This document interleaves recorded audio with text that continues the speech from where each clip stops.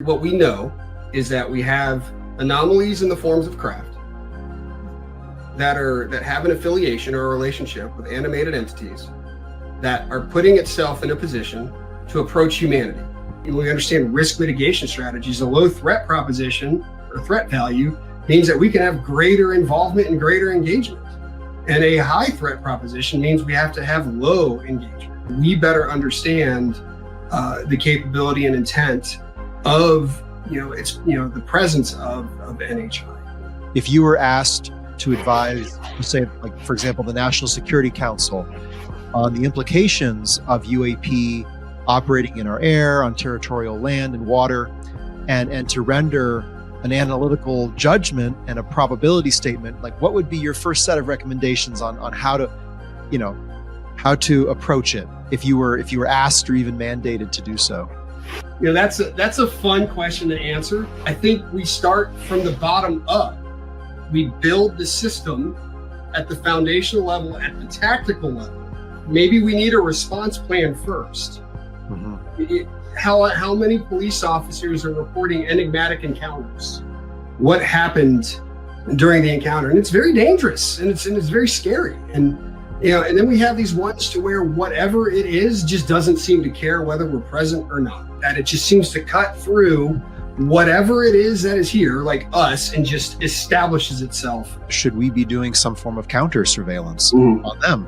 And this is where I wonder what would be the CI approach to assessing the activity and intent of a non-human actor? I looked at it and started with, what is it that we know?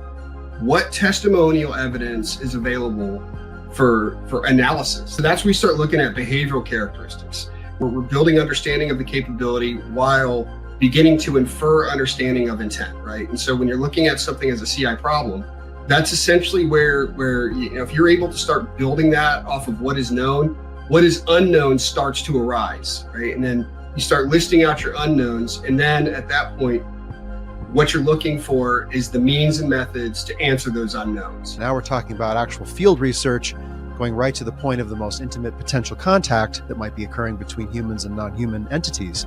And has this been done? To my knowledge, not really. I'm sure people have considered it, but has there really been true field research into the actual physical encounter between potential humans and animated entities? Affirmation that UAP are real and that they are controlled by a potential non-human intelligence, the public is going to need ways for themselves to come to assess the nature of what's going on.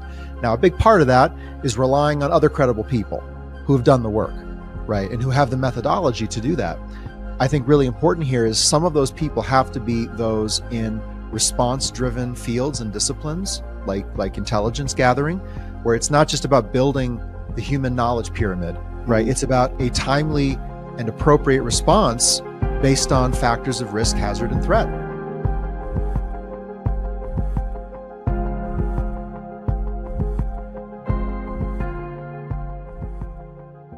Welcome to Emergent. I'm your host, Reed Summers. Here on Emergent, we examine the front lines of unidentified anomalous phenomena, otherwise known as UFOs, and the potential engagement with non-human intelligences in our world. Here on Emergent, we examine what I would like to call the human knowledge base, fields of academic knowledge, operational disciplines, and strategic frameworks that we can use and begin to apply to the enigma of UAP and a potential NHI. And that's because we're dealing not just with objects in the sky, but with an intelligence, potentially here on the ground. And so we need to engage our full human knowledge and academic operational wisdom and insight to begin to assess and to decode the nature of the phenomenon, its motivations, and intent. I'm excited today to host a conversation with guest Joshua Pierson on the topic of strategic security studies. I feel this field of knowledge has a lot to offer in how we should begin to think about the presence of advanced intelligences in our world, potential non-human technologies in our world, and craft of unknown origin. Strategic security studies has so much operational, historic insight into how different forces and interests begin to interact and compete and potentially negotiate differing intent, which is something that may ultimately be the case between the human species and non-human intelligence. Today, we're going to dive into a 4-part conversation. We'll start by looking at strategic studies as a discipline. We'll examine intelligence and counterintelligence, as well as disinformation as an operation and psychological operations, or better known as PSYOPs. We'll then turn to look at an intelligence tradecraft called structured analytic techniques and begin to think through how this could be applied to break down the enigma and gain solid understanding into the activity and potential intent of UAP. And then last, we'll look at assessing capability and intent of a potential non-human intelligence, applying the insights of strategic security studies, intelligence, counterintelligence, on behalf of humanity and human interests to begin to understand the nature of these potential entities, their operation within our world, and the intent and motivation behind their activity. So look forward to this conversation. I have been actually for quite a while. I've had some great chats with Josh, and it's a joy to bring him on the show. I'm going to read his bio, and then he'll be joining me on screen. Joshua Pierson, DSS, is a strategic security subject matter expert and an active duty U.S. Army soldier with 24 years in the field.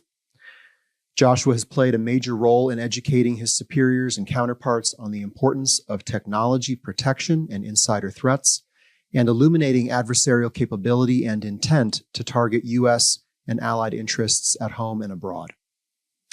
Through his commitment to this role, he has helped increase the understanding of senior national security and intelligence professionals regarding methodologies and models to counter adversarial interest in areas and venues of extreme sensitivity. He has a Bachelor of Arts in Intelligence Studies from American Military University, a Master of Science in Strategic Security and Protection Management from Henley-Putnam University, and a Doctorate in Strategic Security from National American University. And then last, Josh is the National Security Advisor to the Scientific Coalition for UAP Studies, as well as for the Society for UAP Studies. So with that, Josh, it's great to have you on the show. I've been looking forward to this conversation for some time. Welcome to Emergent. Before we begin, I know you have something you need to read on air, and then love to hear how you got into this field and the UAP topic as well, and your interest in applying your operational and academic field of knowledge to that issue. So thank you for having me, Reed. Yeah, I'll just make this quick. I have to read it because I'm still on active duty. The views and opinions expressed in this interview are mine and do not reflect the views or opinions of the Department of the Army, the Department of Defense, or the U.S. intelligence community. And I've enjoyed our conversations pre-show as we've begun to dive into your field of operational knowledge and professional involvement, which extends over many years. So it's great to have you on the show and to begin to apply this field of knowledge, which I don't think many people are aware even exists.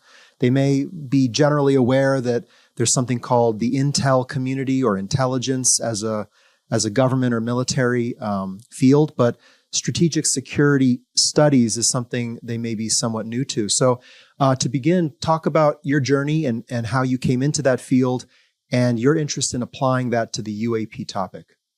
How did I get involved in something like strategic security? Well, it was an enlistment in the Army. I enlisted as a counterintelligence agent in August of 2000. I chose counterintelligence agent. It was a choice between that or intel analyst because I scored high enough on the ASVAB. I chose CI because it sounded cooler. And come to find out after going through the requisite training and requirements needed, that your primary function is to investigate national security crimes. And then other functions surrounding that are understanding conditions in environments for how red, the adversary, might penetrate the blue, your friendlies, and what can be done to either prevent that, mitigate it, or even at times exploit those opportunities. And that's essentially what CI is in a nutshell, and what I've spent the last 24, 25 years doing. And over the course of my 24, 25 years on the job, I've moved around and experienced some rather unique and discrete situations where information gathering was critical to informing our policymakers, which is essentially like the crux of intelligence. And so and I'm a firm believer in, once you choose your profession, you should try to find those academic pursuits that help inform you in your profession. And so during my military career, I pursued my bachelor's, my master's, and my doctorate all in the same field. I've also recently submitted my retirement packet, so I'll be moving on to other things. Just from a high level, is there anything that you see this field of knowledge could reveal about the UAP phenomenon, or that you wish more people might use, a kind of a concept or a lens from within the field that might be helpful to people as they look at the phenomenon of UAP? Strategic security is essentially two separate disciplines. Well, really three disciplines under it. You have security management, protection management, and intelligence management, right? Those are the three houses or sub-disciplines of the overall discipline when we say strategic security. On top of that, strategic security is also interdisciplinary. Understanding of different academic disciplines and even professional efforts to truly be somebody who's an expert in the craft. So if you're pursuing something like strategic security and that's a career you want to look at, you're going to need a little bit of understanding on the role material science plays in strategic security, because it does have a role. So does anthropology. Anthropology is instrumental to understanding social movement theory. And, social movement theory is the study of why people coalesce around specific issues. How does strategic security studies differ in terms of its frameworks or its approach compared to anthropology or international relations or political science? What does it offer that those fields might not?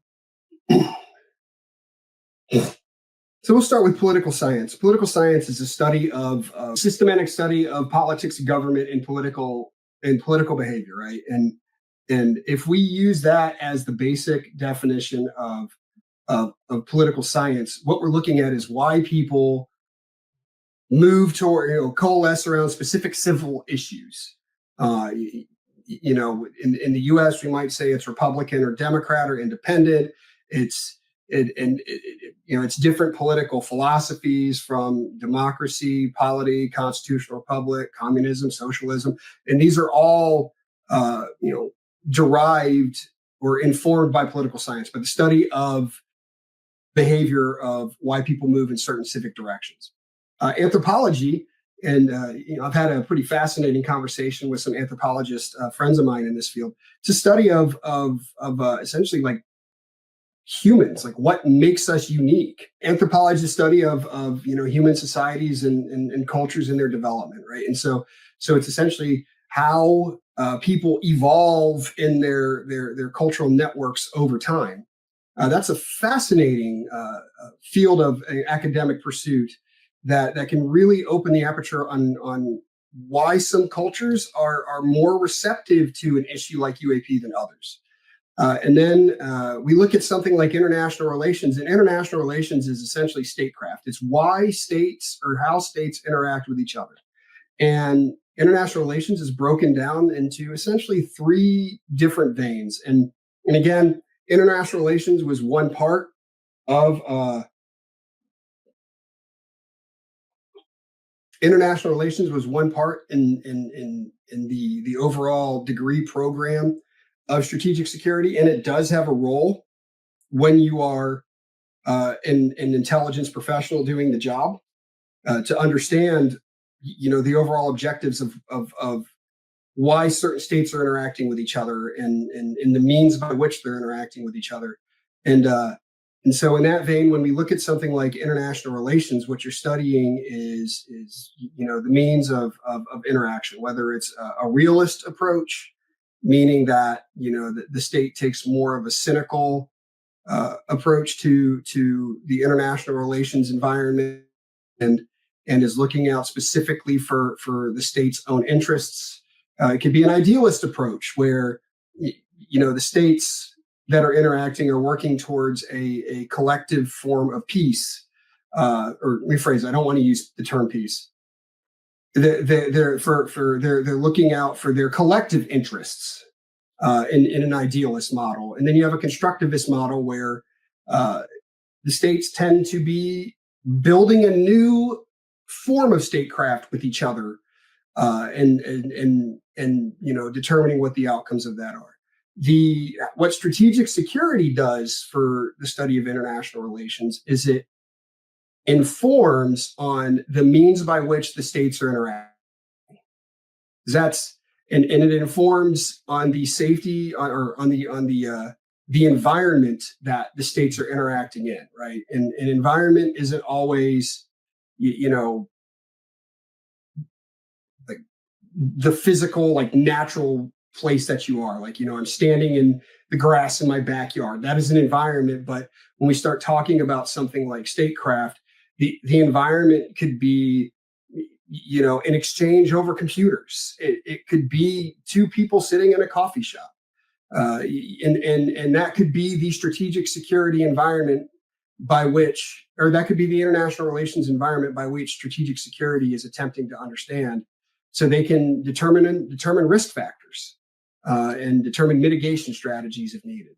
So there's kind of a situational application of some of the same principles, but it is very localized to a situation, right? And the potential, security risks of that situation, which is so apropos to the UAP issue, it is highly situational. It's temporal, right? It's happening at certain times. It's spatial, geographically specific, and it's definitely situational in terms of what it coincides with, whether that's possible state action, military action, scientific action, nuclear related action. So very interesting. And I look forward to getting into this more. And, you've also shared with me that there's an interdisciplinary kind of connectivity that strategic security offers. Could you talk a little bit about that? So what it appears that's going on in the field at times is that there's a rush to be the first one to solve the problem. And that's important to be known as the person who identified the problem and was able to come up with the solution that lets us understand what it is, right? Mm-hmm. But with something like UAP, it's just not something that I think can be solved by only having material science people looking at it, or only having anthropologists look at it, or only having it be an international relations piece, and then there's no fusion to best understand what it is that we could be interacting with. There's a lot of players that are in the UAP space, and we don't really know the motives of all the players. And when I say players, I'm not referring just to people. There's states that are in this space, different academic and professional disciplines. The information is siloed as it stays within one discipline or group, and there's no collaboration or very little collaboration in really, there's no formal, I think would be the way to say it. There's no formal collaboration across various academic disciplines to fuse the information together. And what strategic security offers is a means by which to fuse that information together, right? So it's what strategic security offers is it offers a means to also render judgments.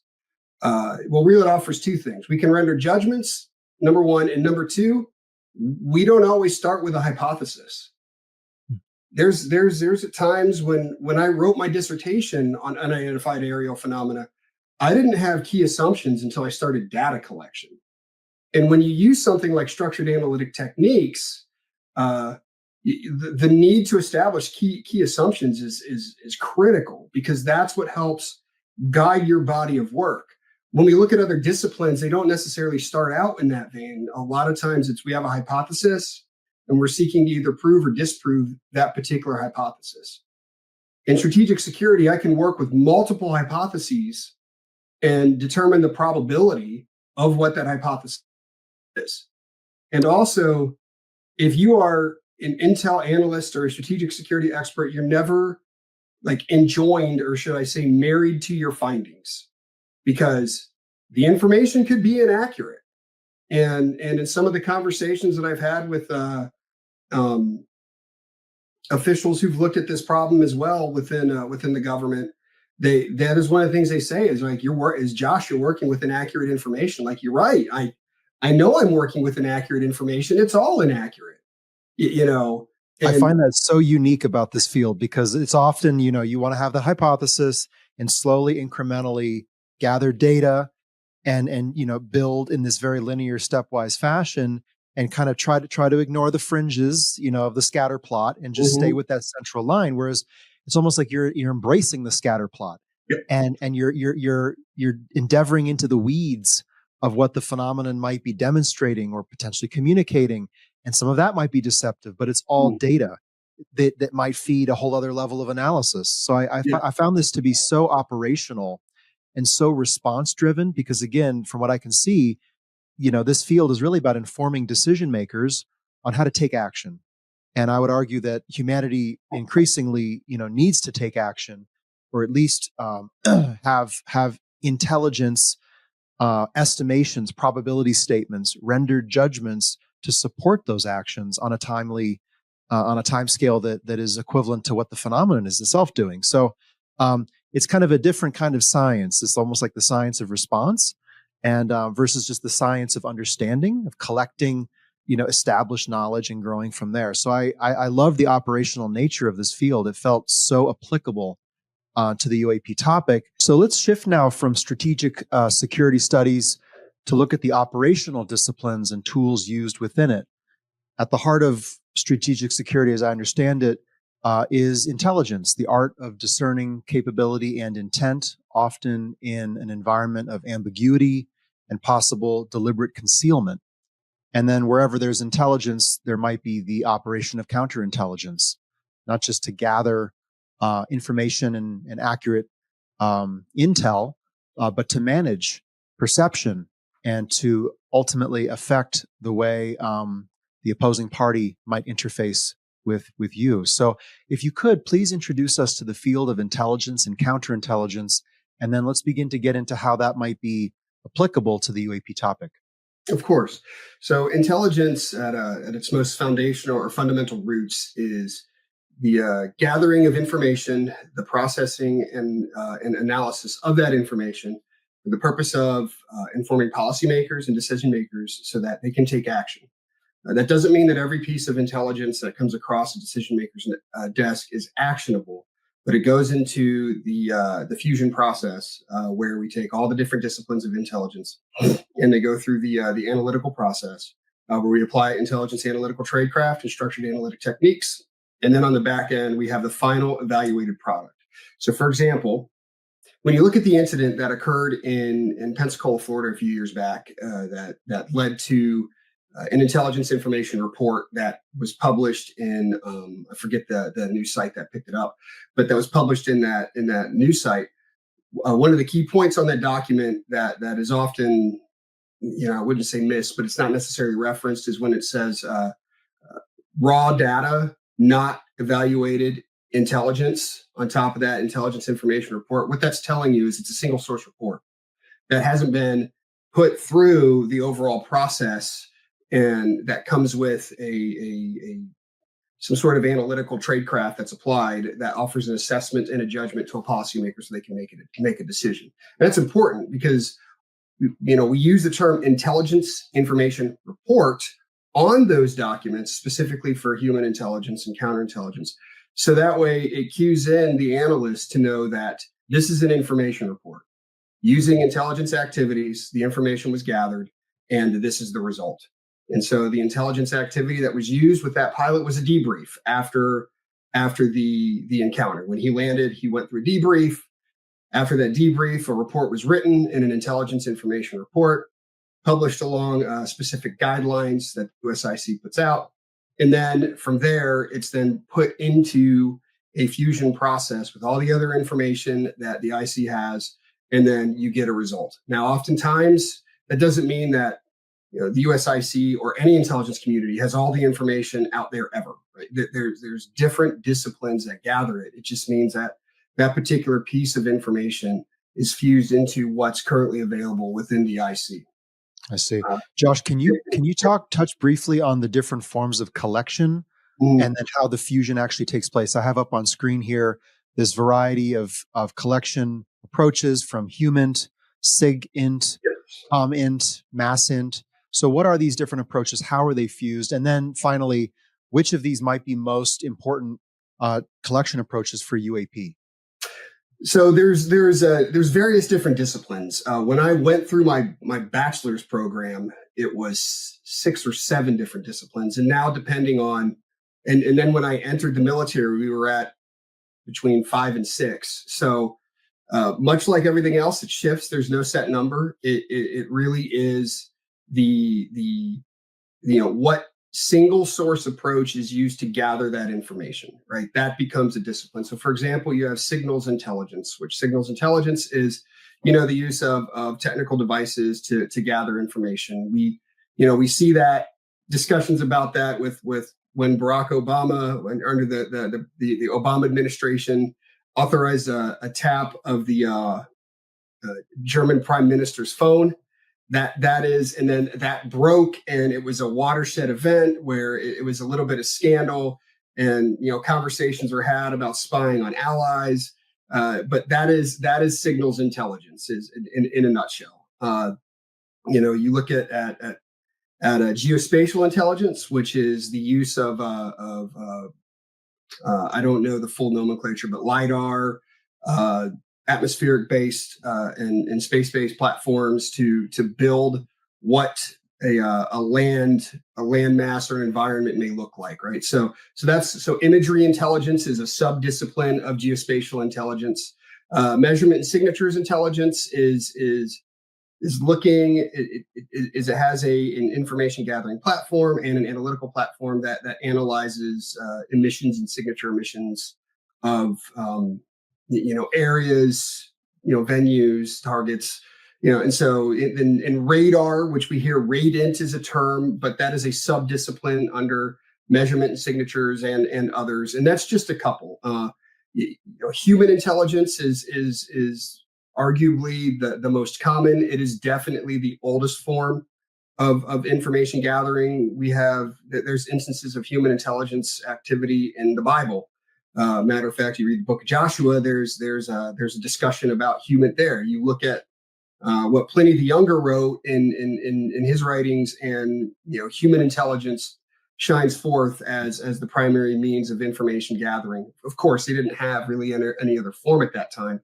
But human is the one that most people know about when you start talking intelligence. Now, counterintelligence, what makes it different is it is a profession, not a discipline of intelligence. And the reason why that matters is because as a counterintelligence, when you are practicing counterintelligence, it is the activity conducted and information gathered to understand what red is doing. So to detect the adversary within your equity, to identify that adversary, and then either neutralize or exploit the opportunity that is presented based on the presence of that adversarial threat node. So that is a prime difference. So counterintelligence draws from all the other disciplines to understand what it is that needs to be protected and how to protect it. And at times it can move to an operation.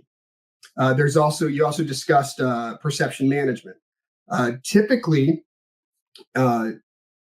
disinformation, which is a part of perception management, and strategic messaging has a counterintelligence role, which is why oftentimes when counterintelligence agents, previous counterintelligence agents, come out and start talking about topics of interest during specific times in our history, there's often discussions surrounding the overall agenda of that particular message being put out, right? And so that's where there's some ambiguity surrounding CIA agents that come out.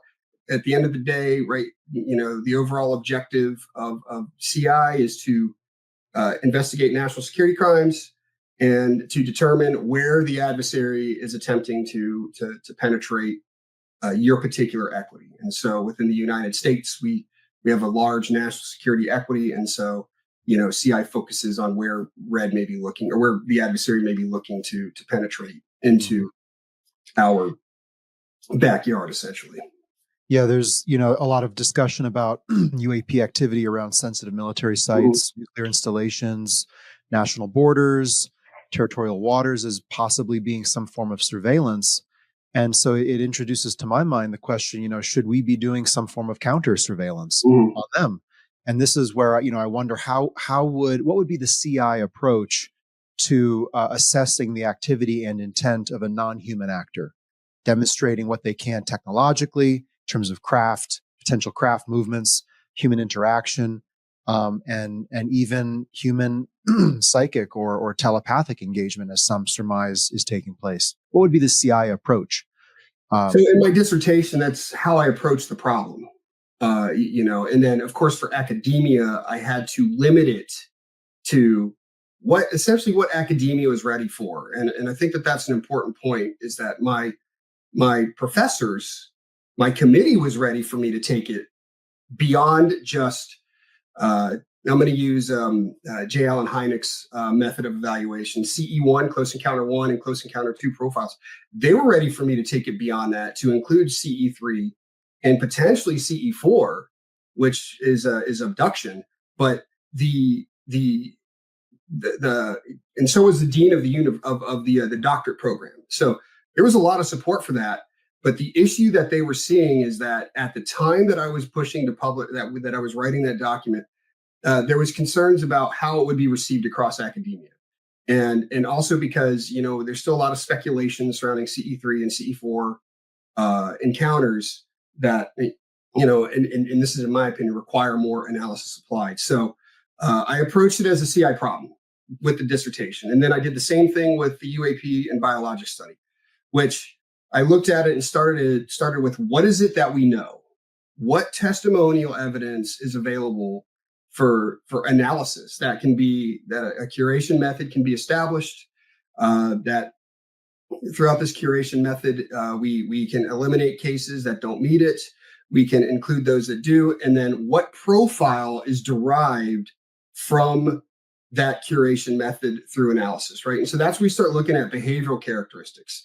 And so now we're building the capability, we're building understanding of the capability while beginning to infer understanding of intent, right? And so when you're looking at something as a CI problem, that's essentially where if you're able to start building that off of what is known, what is unknown starts to arise, right? And then you start listing out your unknowns, and then at that point, what you're looking for is the means and methods to answer those unknowns.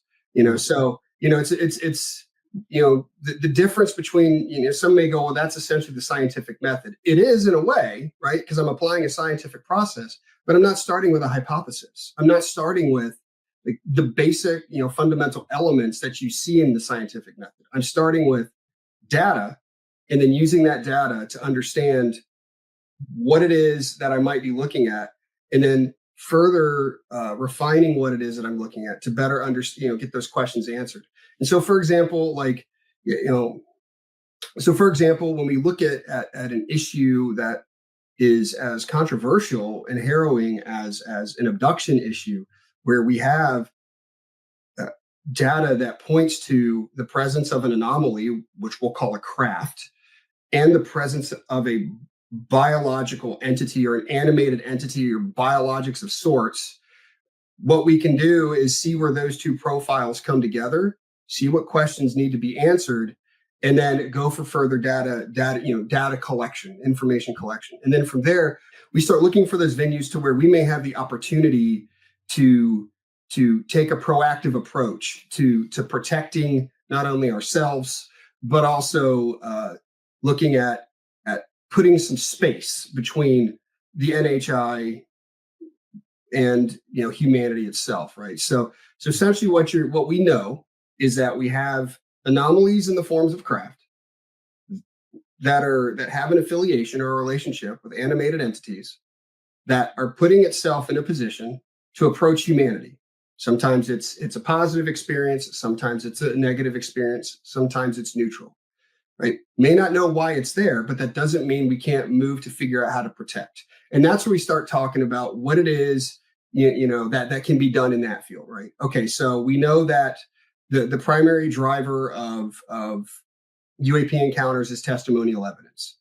If we can look for areas that are hotspots or areas where there's consistent reporting, we can start overlaying that area with sensors, and we can start seeing if for example, those who testify to the observation or have consistent encounters would be willing to use a specific wearable device, would carry something on them that when an encounter occurs may offer some sort of signature information gathering, some signature collection, and then we can analyze that and then determine if those provide opportunities for a proactive, defensive, and maybe even offensive measure to provide space between the NHI and the human. So some operational distance. Often people would say, well, we just need more data. We just need more evidence. And I would say, but what is the evidence that you need, right? You go collect anything and everything, or do you target your evidence collection based on early observation leading to hypothesis formation? But there could be multiple hypotheses, right? But you go substantiate those hypotheses with specific data collection. And now we're talking about actual field research, going right to the point of the most intimate potential contact that might be occurring between humans and non-human entities. And has this been done? To my knowledge, not really. I'm sure people have considered it, but has there really been true field research into the actual physical encounter between potential humans and animated entities, like you're saying, Josh? So super refreshing. I want to back up briefly, and because you mentioned, that there would be the means and the methods to assess the unknowns.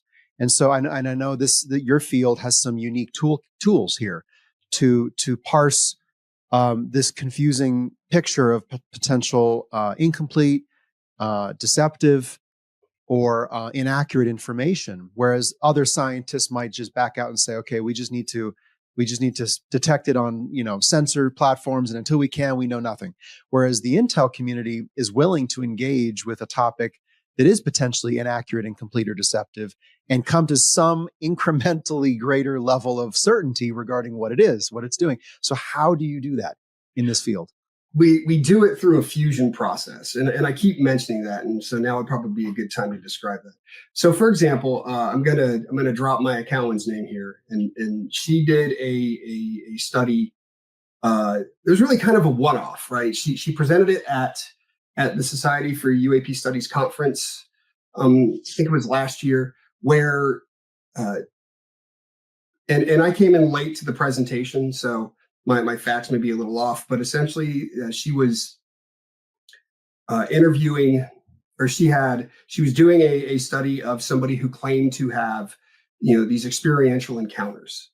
And so essentially she took the person to the area where they said they had these experiential encounters and put up a infrared camera or some sort of technical collection device, technical monitoring device, and she got a return.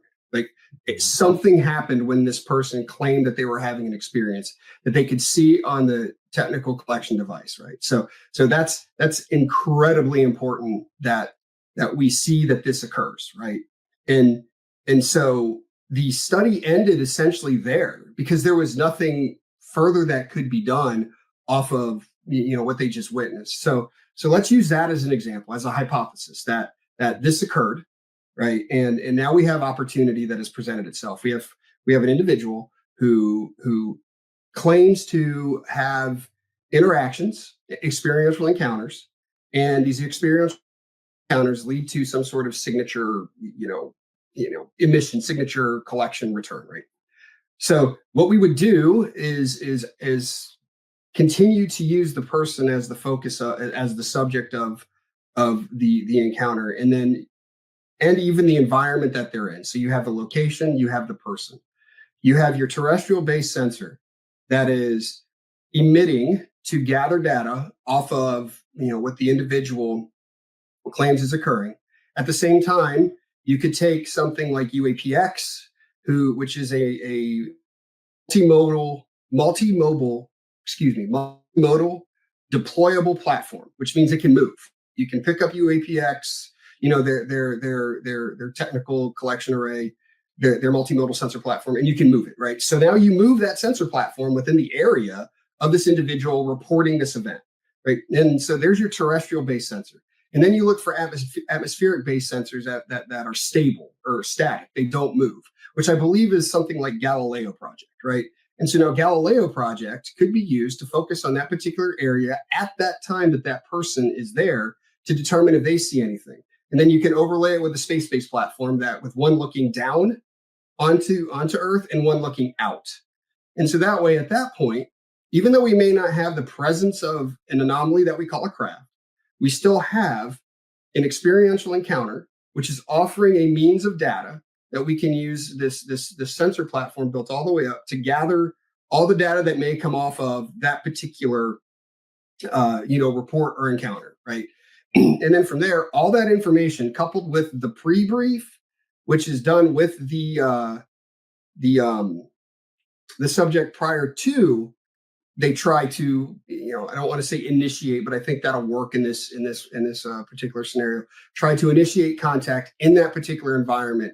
That pre-brief and the debrief afterward is then captured in your information reports, and all that becomes the information that is analyzed through the fusion process. So you have this essentially this measurement and signatures, this geospatial array, with radar intelligence, imagery intelligence, other signatures intelligence, all included in that, and all that comes into the fusion process, and that's where you have your other intelligence analysts look at all that data. And at this point, like when I say intelligence analysts, it can be scientists, it can be it doesn't have to be someone who is formally trained. Although having somebody present who is formally trained will help to ensure that at the end, when you render your analytical judgment, it's aligned with the probability statements that we've talked about earlier, right? And so as it goes through this process, and you have all these deep thinkers, essentially really smart people who look at this, right? They start giving their feedback, right? So this is how the geospatial side sees it. This is how those who specialize in radar returns see it. This is how the human intelligence individuals see it, right? And so all that comes in that fusion area, right? And then at the end of that fusion process is when you have your final evaluated product. And essentially what they're doing is they're taking in that fusion process, instead of bringing it all together, they're also looking at all the other information collection arrays that are out there, all the other info that they can essentially evaluate this against to see if it's factual or not factual. And that's where you get into incomplete, inaccurate, and deceptive information, right? So now you're taking historical reporting, evaluating it against current reporting, and historical analysis, evaluating against current analysis to see if there's incongruencies or congruencies in the reporting. And then that's how you offer your assessment at the end of, okay, this is what we say with the amount of probability individual X saw or encountered, this, whatever. Here's a signature array that came out of it. Here's the gaps that we don't know. And here's our plan for going after those gaps. Yeah, fascinating. And I was just about to ask, is this a solid conclusive set of statements that arise from this fusion process, or more of a set of probability assessments? Probability assessment. Right. And, obviously the goal is to inform decision makers and possibly society at large. And so with all of this information fused, knowing that some of it is inaccurate, there could be deception present as well. How would the analysts effectively get to a statement of probability sufficient to advise? For example, like a government agency or national security agency or so on and so forth, or broad society to come out and say, hey, society, based on all inputs, this is how we assess. This is the probability assessment we would give to maybe a variety of scenarios. How would you get to that final place of being able to actually assign a probability? Because I can imagine the viewer is thinking, oh my gosh, you've got data from 1,000 sources and all these so how, and you could read it in multiple ways, right? You could read the tea leaves to say, oh, okay, well, this is probably a positive thing or a negative thing or a neutral sign. So how do you effectively get to that position of the 70% chance of this, 30% chance of that? So this is where we're gapped in UAP research, right? Because in information or in intelligence work, right, and if you look at Richard Lowenthal's work, Intelligence from Secret to Policy, or Grabo's work, I think it's Strategic Surprise is what hers is called, and even Richard Hewer's psychology of intelligence analysis, they all state you start with a question. You start with a priority information requirement. Hmm. And that priority information requirement is nested under a strategic framework. So, for example, instead of somebody saying,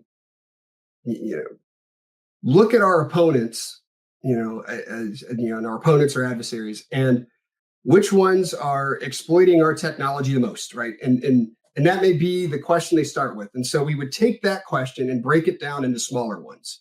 And then as you take the big question, which in the UAP space could be, what anomalous events are occurring that have greatly impacted humanity from 1947 or within the last 10 years. Let's just say that is your phrase that, because that's historical. What UAP events are occurring that may have significant impact on American or on society, on humanity as a whole, right? Let's say that's your question. Cut that other part out. Let's go with that. So I'm going to restate that so it's easy for your editors. Mm-hmm. So you start with a priority information requirement, and one for UAP could be what events or encounters are occurring that may have significant impact on humanity. And that's your starting question. Now, I don't know if any government entity is asking this question. I don't know if there's, we're all aware of the requirement for individuals within government to report UAP events, especially within DoD. That's one of the key points that the All Domain Anomaly Resolution Office, I believe they even published it on their website, is that please report these. We want to see them, right? As to what are the PIRs, I don't know, right? But it starts with that information requirement. So let's say that's the information requirement. What then the next step is to break that down into specific intelligence requirements, and that's where you go, okay, this is a broad question. We have to break this down so that way the disciplines know what they're going after. How can humans answer this, right? And so on your matrix, you have your question, then your matrix goes humans, and then it'll say focus on areas and locations of strategic interest where people are reporting UAP encounters, right? And so they craft their debriefing plan off of that. For your technical collection means it'll be similar. Move sensor arrays in these areas to do X, Y, and Z, right? And so, and then you get to your SIRs, and then under those specific intelligence requirements is where you start. After you start listing out what each intelligence discipline can do, you then get to how you're going to categorize and catalog your results, right? And so that's essentially how you move through that process. But what we don't have in UAP research is a dedicated series of questions that we're all looking to answer. And so the problem is that, do we have a policymaker that's interested in the findings? And if we don't, and we're going to apply strategic security, well, then we have to collectively come together and act as decision maker and develop our information requirements and then go after it that way.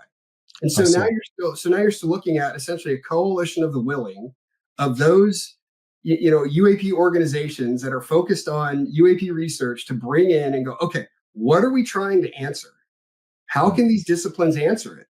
And then at the end result, who's going to analyze this?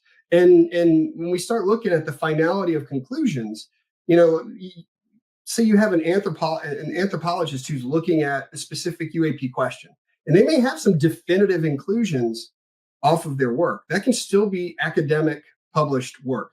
None of this we're doing is classified, right? That's important to understand. When citizens come together to do it, it's not classified.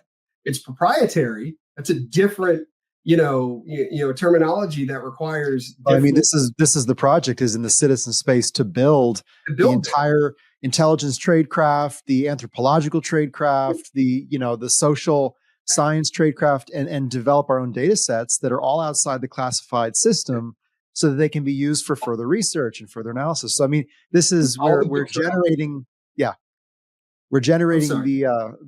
material with which to generate a new field of approach, which is critical.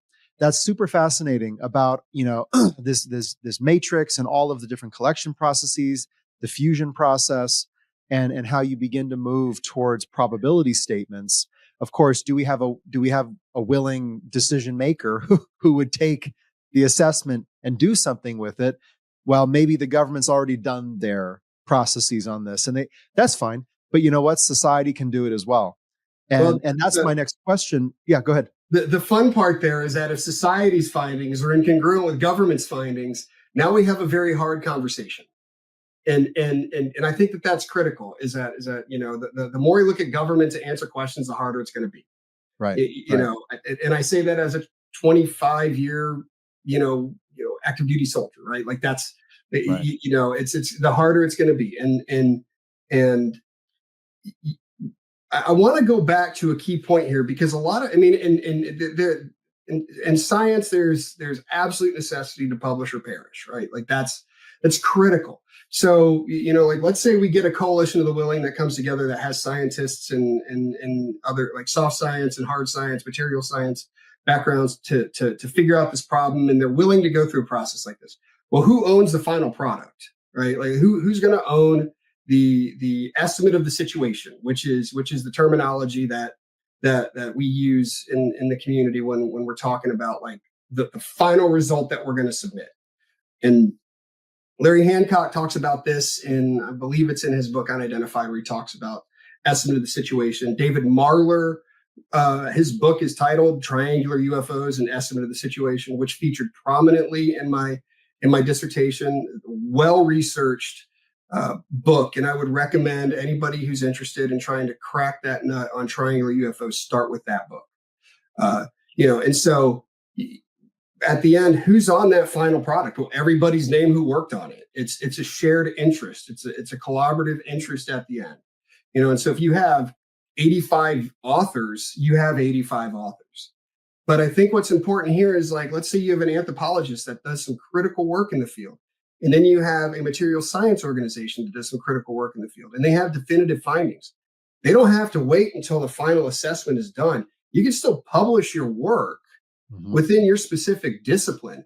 It's not limiting that, right? This is this is one of the things in Intel which can be difficult, is that oftentimes the published, when we say published, that means into the IC, the published report,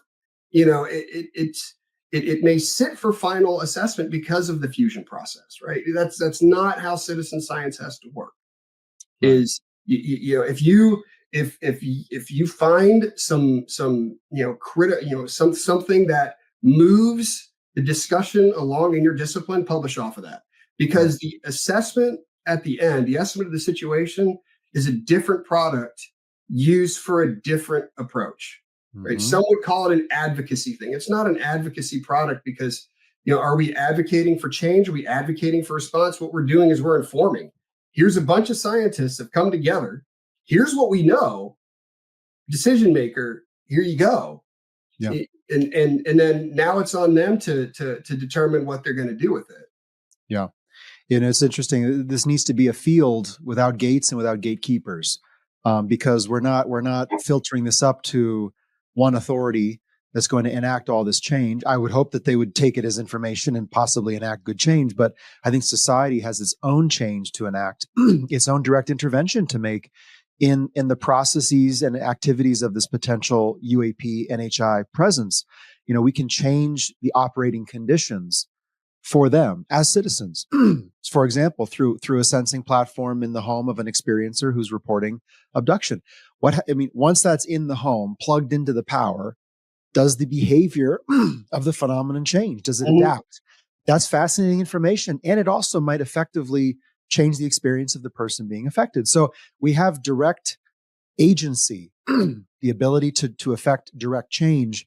And so therefore, what we might call a citizen intelligence project could take shape. And I'd love your thoughts on this. Like, how can civilians who are not experts in any of this take some of the principles of intelligence and CI and these different collection approaches, this fusion process, and begin to either contribute to a collective fusion process, or maybe even undertake their own personal intelligence project?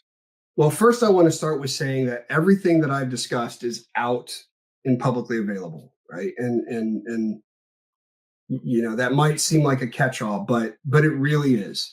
To understand how the intelligence process works, it's available in the references I quoted earlier. To understand intelligence, analytical, tradecraft, those are available to start building a a cadre of knowledge, I guess would be the way to say it, to build a cadre of knowledge on how this process works.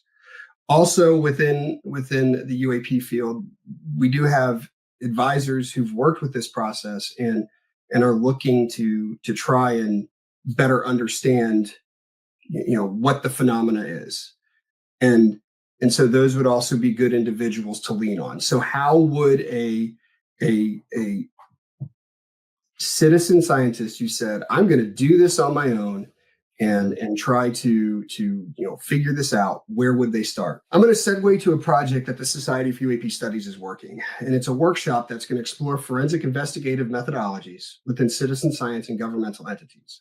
Right. So this is a project that is currently in its formation in the Society for UAP Studies to start having these types of discussions. And so, if someone goes, well, Josh, I don't have the time to go get a doctorate in strategic security to figure this out. I don't work for the USIC. Like, how am I going to apply a probability statement to what it is I'm looking at, especially when we're taught that you render findings and conclusions. And essentially we are trying to change the way that we approach data and that we approach the scientific method, right? So, and so first, what does that change? Just so we're clear on what is that change as you see it? So the change is that instead of looking at it as a method, we're approaching it as a scientific process, right? And in the scientific process, you may not have a lot to begin with. You may not have a lot to start with. UAP doesn't have a lot to start with. And some of the discussions that I have, and I hold fast to, we essentially have 3 or 4 hypotheses that all range around whether or not what it is either a government a government or commercial interest that's foreign or US based, or it's not a government or commercial interest that's US or foreign based that's presenting itself, right? Those are essentially the 2 hypotheses we have. There's a lot of anecdotal discussion on the sides.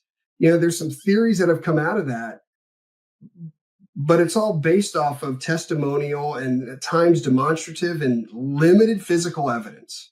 So, so how do we do this? Well, people, statement, go get the data. That's step 1, is understand how to gather testimonial, demonstrative, and physical evidence. Step 2 is understand how to analyze testimonial, demonstrative, and physical evidence. Right. Step 3 is understanding how all these fuse across the various disciplines that are looking at the problem. And if you can't get a citizen scientist group that's looking at it like that, you can still work with citizen scientist groups that when you have your little piece of what you're looking at, to use them to evaluate your findings, essentially. And then from there is when you can start rendering your judgments. But this is something that comes with a lot of, it's an iterative process of understanding how to do intel work. And so I would say that as the Society for UAP Studies workshop moves forward, which I believe it's looking for a 2026, spring to summer 2026 timeframe, where this is going to be one of the topics of conversation, is how do citizen scientists do this? The Scientific Coalition for UAP Studies, which is having their conference in June, also continually has this discussion on how do we take material science and work with these testimonial encounters and see what the outcome is. And so I would also recommend, especially this conference that the SCU is having this year, one of their key points, one of their speakers is going to be talking about a signature array. What does that look like for UAP to present an array of signatures? My dissertation that I presented at the UAP conference in 2024, was one of the parts that had that same discussion about a signature array. I found 40 different ways that we could categorize UAP signatures. and provided that to material scientists and said, can you evaluate this criteria? Can you build something or invent something that can look at what these 40-ish signatures present? And, and so I'm working with material scientists to figure out that piece. The SCU and the Society for UAP Studies are looking at that conversation and also working through the very same process that you're asking. So I guess what I would say is that if you are looking to want to try and move the ball forward with research that is beyond these siloed approaches, look at the Scientific Coalition for UAP Studies and the Society for UAP Studies, because they are both trying to work through how to figure that out. But this is new. This concept is new. It's innovative. I'm also looking at writing a series of papers on what is intelligence analytical tradecraft, what are structured analytic techniques, and have those published or submit for publishing to especially to Limina, which is the journal of UAP studies that is under the Society for UAP Studies, right? So I'm looking to do that and just to help move the conversation forward on understanding that we don't always have to have finality in our conclusions. Right. And the hypotheses that we develop off of our research can be analyzed against probabilities to determine which one is the most probable. Mm-hmm. This is where your field that deals with, again, inaccurate, deceptive, incomplete information and tolerates the uncertainty and in fact embraces it is so key, because the scientific process, if it's undertaken to provide incontrovertible, unassailable fact, and to build from that with more unassailable fact, which I respect the process of building established knowledge.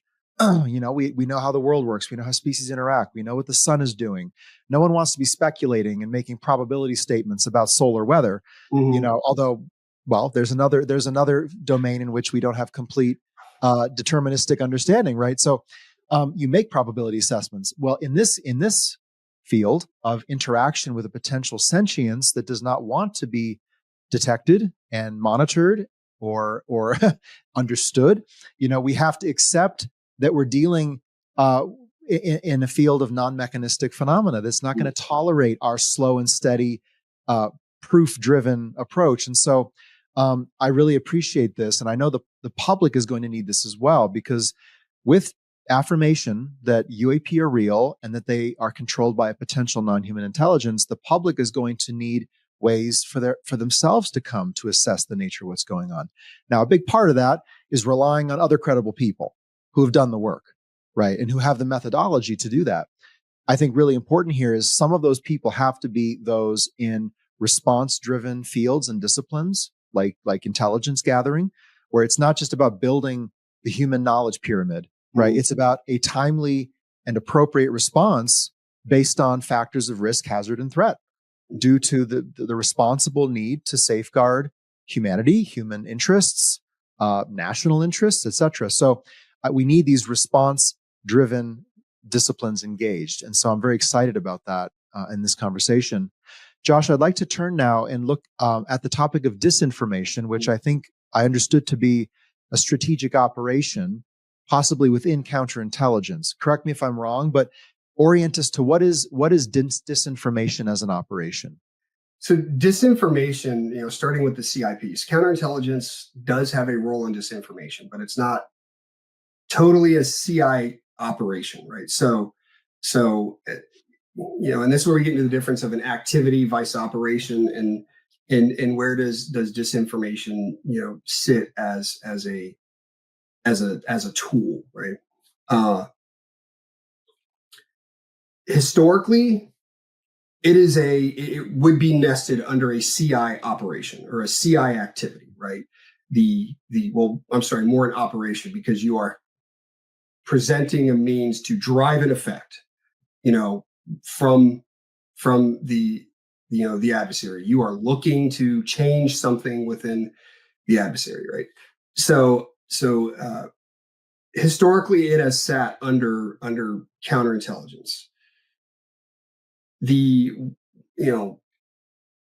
you have the time to read the book Like War, which talks about social media and disinformation and misinformation. We learned very quickly that the Russians, through one of their intelligence agencies, employed college students essentially, sock puppets to and I'm going to use what is now a term in social media, activity to just shit post. That's they would just get onto various social media sites, create a bunch of profiles, and then just blast out random nonsense to just spin up the public, right? And so what's important about that is that when we think disinformation, at times we think strategic, we think overall aligned to some sort of vision, and at times it's something simple as just create distrust in a group of people. That's it.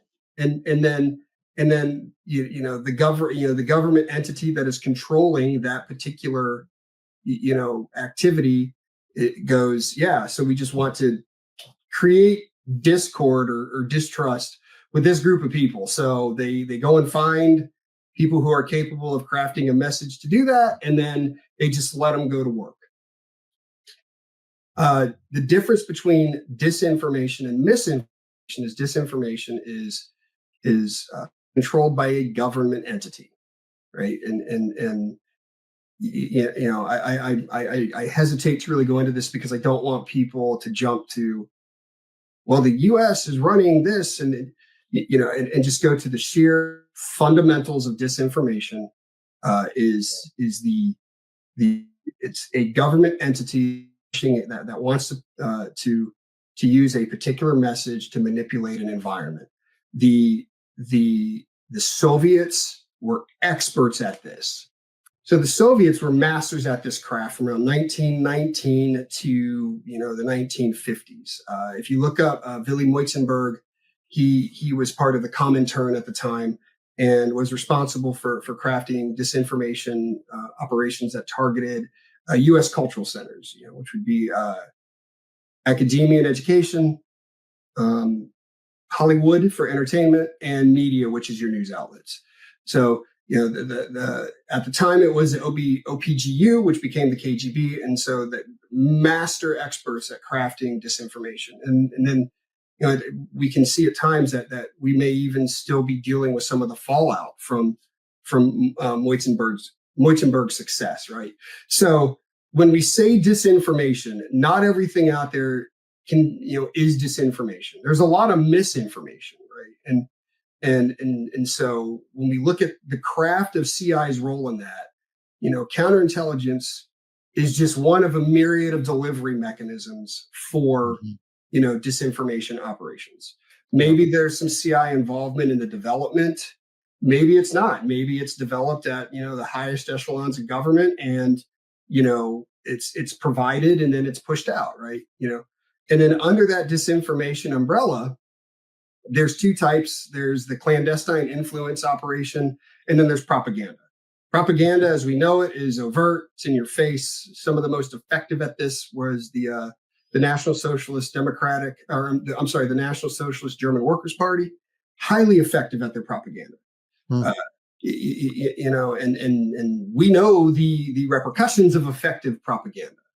But when we look at propaganda, we know it's coming from a government, and it has government narrative in it, and it's playing on the trust of people within that particular nation state because their government is stating it. Clandestine influence, much more pernicious, much more difficult to understand and notice. So that's where you start getting into concealing that a person may be the node of disinformation, right?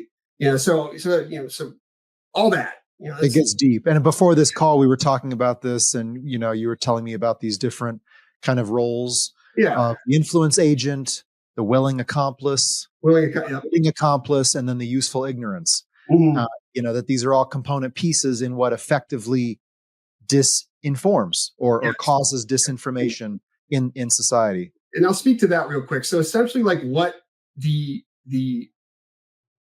the organization that has crafted the I'm going to use an old CI Graybeard's term, a payload, right? Like that have crafted this message. This is what the message they want to get out, and then all the things to either conceal or reveal, the level of involvement by a government organization, right? So they're essentially looking for three types of people. They're looking for influence agents, which influence agents are known to be those pushing out the message, maybe not to those receiving the message, but definitely to the state that wants the message pushed out, right? Those are your influence agents, right?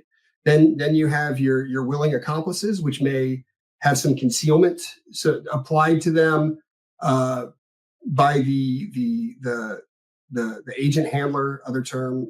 We've seen in parlance as case officer, written in various books and works, who are using this individual to distribute the message, but they're typically looking for a reward, a willing accomplice. So you'll be able to see the nature of that relationship over time, potentially, if you use a CI vetting process. And then the last one is essentially your blissfully ignorant. Those who they have no problem parroting a message and are just moving along to get along. And it's really a matter of how you can weaponize information to incite some sort of discord or distrust in a population. So what does all that have to do with NHI and UAP, right?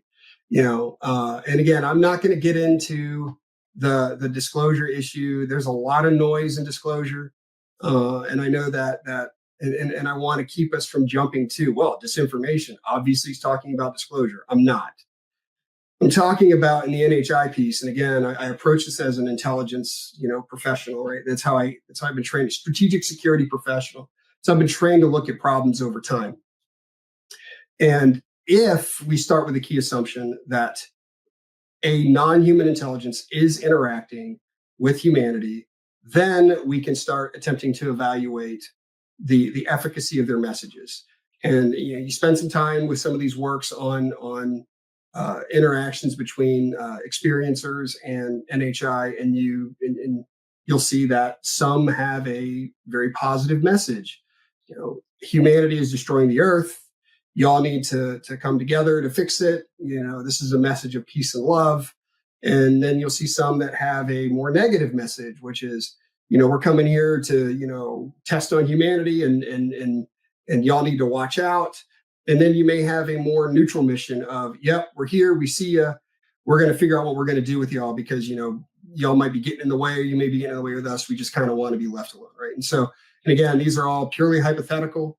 My research into the abduction and the experiencer piece is still in its infancy. It's still nascent, still working through building the methodology of how to look at this, because we're having to reframe how we determine the efficacy of these messages.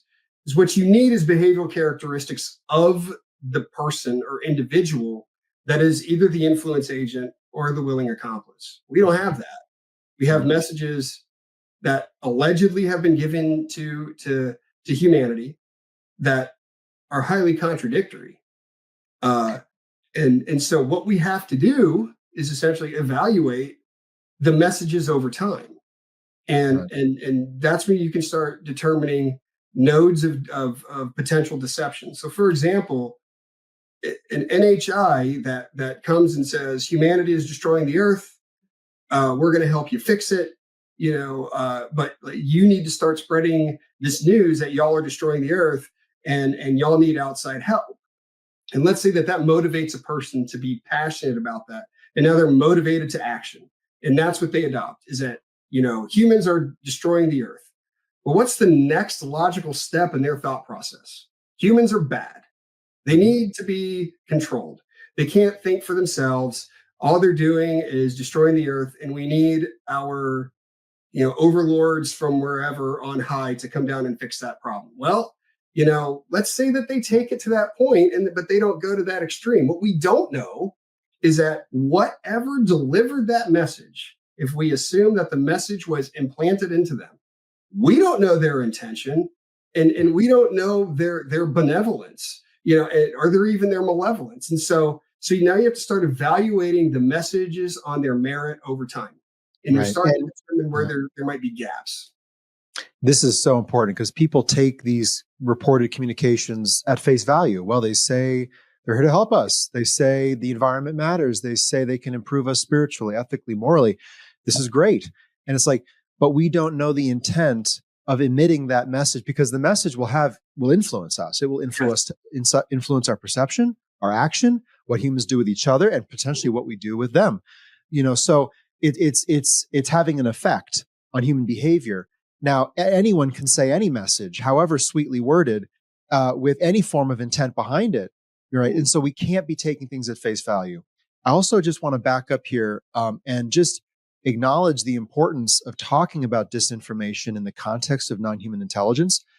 We love to talk about how the U.S. government is operating a longstanding disinformation campaign against the U.S. public on UAP, which is certainly possible. But that may not be the whole picture. We talked about earlier who benefits from a certain perception. Well, disinformation is about generating a perception, a skewed, altered perception of an objective reality. Now, who benefits from the perception of UAP as either non-extraterrestrial, human in origin, foreign adversary, for example, defense entity, for example, ARV, alien reproduction vehicle? Who benefits from that perception? It's a question. It may not only be human actors.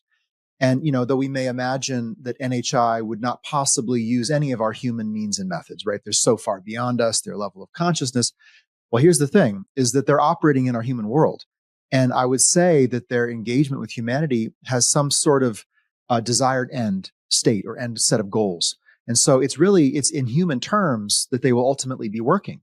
They want to affect human ends. They will use human means and methods to do so. It's well surmised that we might have been observed for many decades, possibly during the Cold War, possibly when these disinformation and intelligence techniques were being used against each other, and maybe NHI are watching us and learning, okay, wow, what works? What effectively shapes perception? Because when we go more down and in versus up and out, and we go into the Earth system more to engage ourselves there, we want to be effective. Again, this is not malevolence. This is simply they have an interest and an intent that maybe they want to help in their own minds, us. But they still then have to affect real human outcomes. And so that they would use some of the tools and techniques that affect human perception makes total sense to me. And that, the UAP topic has been so thoroughly shaped, and that there is a lot of certainly misinformation, but I would also say obfuscation of the information and disinformation towards a skewed perception. Is that only the US government? Right? Is it only human actors? Possibly not. And, this is where I think, I'd love to look at this with you, Josh. We look at craft displays, close encounters, nuclear incursions, and we try to assess, well, okay, maybe they're interested in our nuclear weapons to stop nuclear conflict, or maybe they're interested in our energy production capabilities as a species to assess our possible, for sure. But also, is there the possibility that there's some form of strategic messaging going on, or a strategic deception to alter perception? And this is where I'd love your take on that, because we look at craft in the sky and we think, okay, what are they doing? Well, also, what are they saying? And how do they want us to perceive what they're doing? It's another layer to this. Yeah, so that's actually a future study I'm looking to undertake at some point, where we look at, and I would love to get information from experiencers, directly from the experiencers, and not just look at historical data sets or historical information to understand what messages they're receiving, the nature in which they receive them, the environment surrounding the reception, the interaction before and after reception of the information, how long the message, how long the message, remained, how long did it take to say the message, how long did it remain, was there a follow-up to the message, how many times has contact occurred, that type of data offers insight into the behavioral characteristics of NHI. Right. And Tag on there, Josh, I think also like looking at, temporally, these messages, are they received post election, post global economic turmoil? I mean, do they come with events on the ground or not? And then patterns, do those change over time, right? Or if there's some resistance in the receiver, like the resistance to part of the message, how does the message adapt to that resistance? Yep. And the interesting standpoint here is that it even broadens beyond election cycles. And because this is a ubiquitous problem. We tend to couch things in the U.S. as U.S. problems, right? And if you have a series of messages that occur pre and post election that are incongruent with the overarching messaging cycle, if we want to say that, if there is one, that may indicate another player in the matrix of human and non-human intelligences that have an interest in crafting perceptions. And so all that is critical in understanding how do we approach this problem. And furthermore, when we look at historical reports or historical testimonies to these encounters, we can start crafting the narrative. We may not fully understand the circumstances surrounding the reception of the narrative or even contact, because some of that data just may be just not available. But what we can do is start crafting what the narratives are, and then using that as a comparative aspect to future information gathering. And you don't mean crafting ourselves; you mean understanding the narratives. Yes, understand. Yeah, I'm sorry. When I say crafting the narrative, what I mean is crafting the narrative presented to the experiencers and abductees. That's what I mean. Not crafting my own. I don't need to craft my own message. So and we start crafting the narrative that is being delivered, and then we can start categorizing. The what is the narrative? How many streams of narrative do we have? Right. And then that'll help us determine actors. And then just wildly speculating here, we can take the intention study from the SCU coupled with the origin study the SCU is doing, and then take this third piece of understanding, narratives surrounding abductions and experience, like what message is delivered to people, and then overlay it on a timeline and see if we can see a spike, an increase or a decrease in UAP reporting at the time. Right. And then now we can determine our hot spots. We can determine which messages are associated with which messages are associated with which reported shape, and we can start comparing it to UAP signatures. And so now, for example, let's say we have a UAP report that occurs in Washington State, and then at the same time that a UAP is reported, somebody receives a message in Brazil. Well, that's a pretty significant correlation. Right. And again, correlation does not equate to causation. That is a significant correlation, especially if it happens repeatedly. Is that now that gives us a means of maybe understanding through the scientific process of what's occurring. Sure. Or if there's a mass appearance in the future of a UAP craft over a major population center, and individuals report, they would have to have a way of reporting it, receiving telepathic, psychic, internally received messages. And we would need to know what that message is. What's the call to action? What's the power dynamic? Yep. What is who nests under who? And and so on and so forth. So there's almost like there's multi-sensor UAP detection. Then there's multimodal NHI decoding. Yeah. Decoding. And we to understand the entities in our space, which, come on, this is the goal, right? We don't just want a piece of metamaterial to just have a wonderful, exciting journey into material science. And oh my God, look at the aluminum alloy that they can create. We could have it. Come on, folks. This is about the entity controller. It's about who's in the world and why and what for, and how do we interact with them, right? That's what it's all about. So we're going to need to, again, use this word fuse these different approaches together and begin to layer data sets and identify correlation. and possibly ultimately causation. It's going to be critical. And I don't think we can rely on the US government or the Russian government or the United Nations or the EU to do this for us. Like, it's time for society to build the tools and the capabilities. There's enough good people with career and operational talent and expertise that we can bring together and to begin to decode intent, to begin to assess information and disinformation, so that possibly we can counter disinformation with information, right? That's the countering maneuver. But we have to identify the act of disinformation and where it is and what it's saying to intelligently devise information that to insert that into the space to help people assess this accurately and in their own self-interest. So, for those watching, if this is interesting to you, reach out to me. I can send folks over to you, Josh, as that future research gets underway. And if you think you're receiving communications from a non-human intelligence, it would be very important that we get that information and that data into a repository that we can then analyze and look for patterns and trends. I think we're going to need this level of intelligence. The human intelligence, well, the field of intelligence and counterintelligence possesses part of that human intelligence. So this is really important. I want to move on to the topic, Josh, of psychological operations, or what are colloquially known as psyops.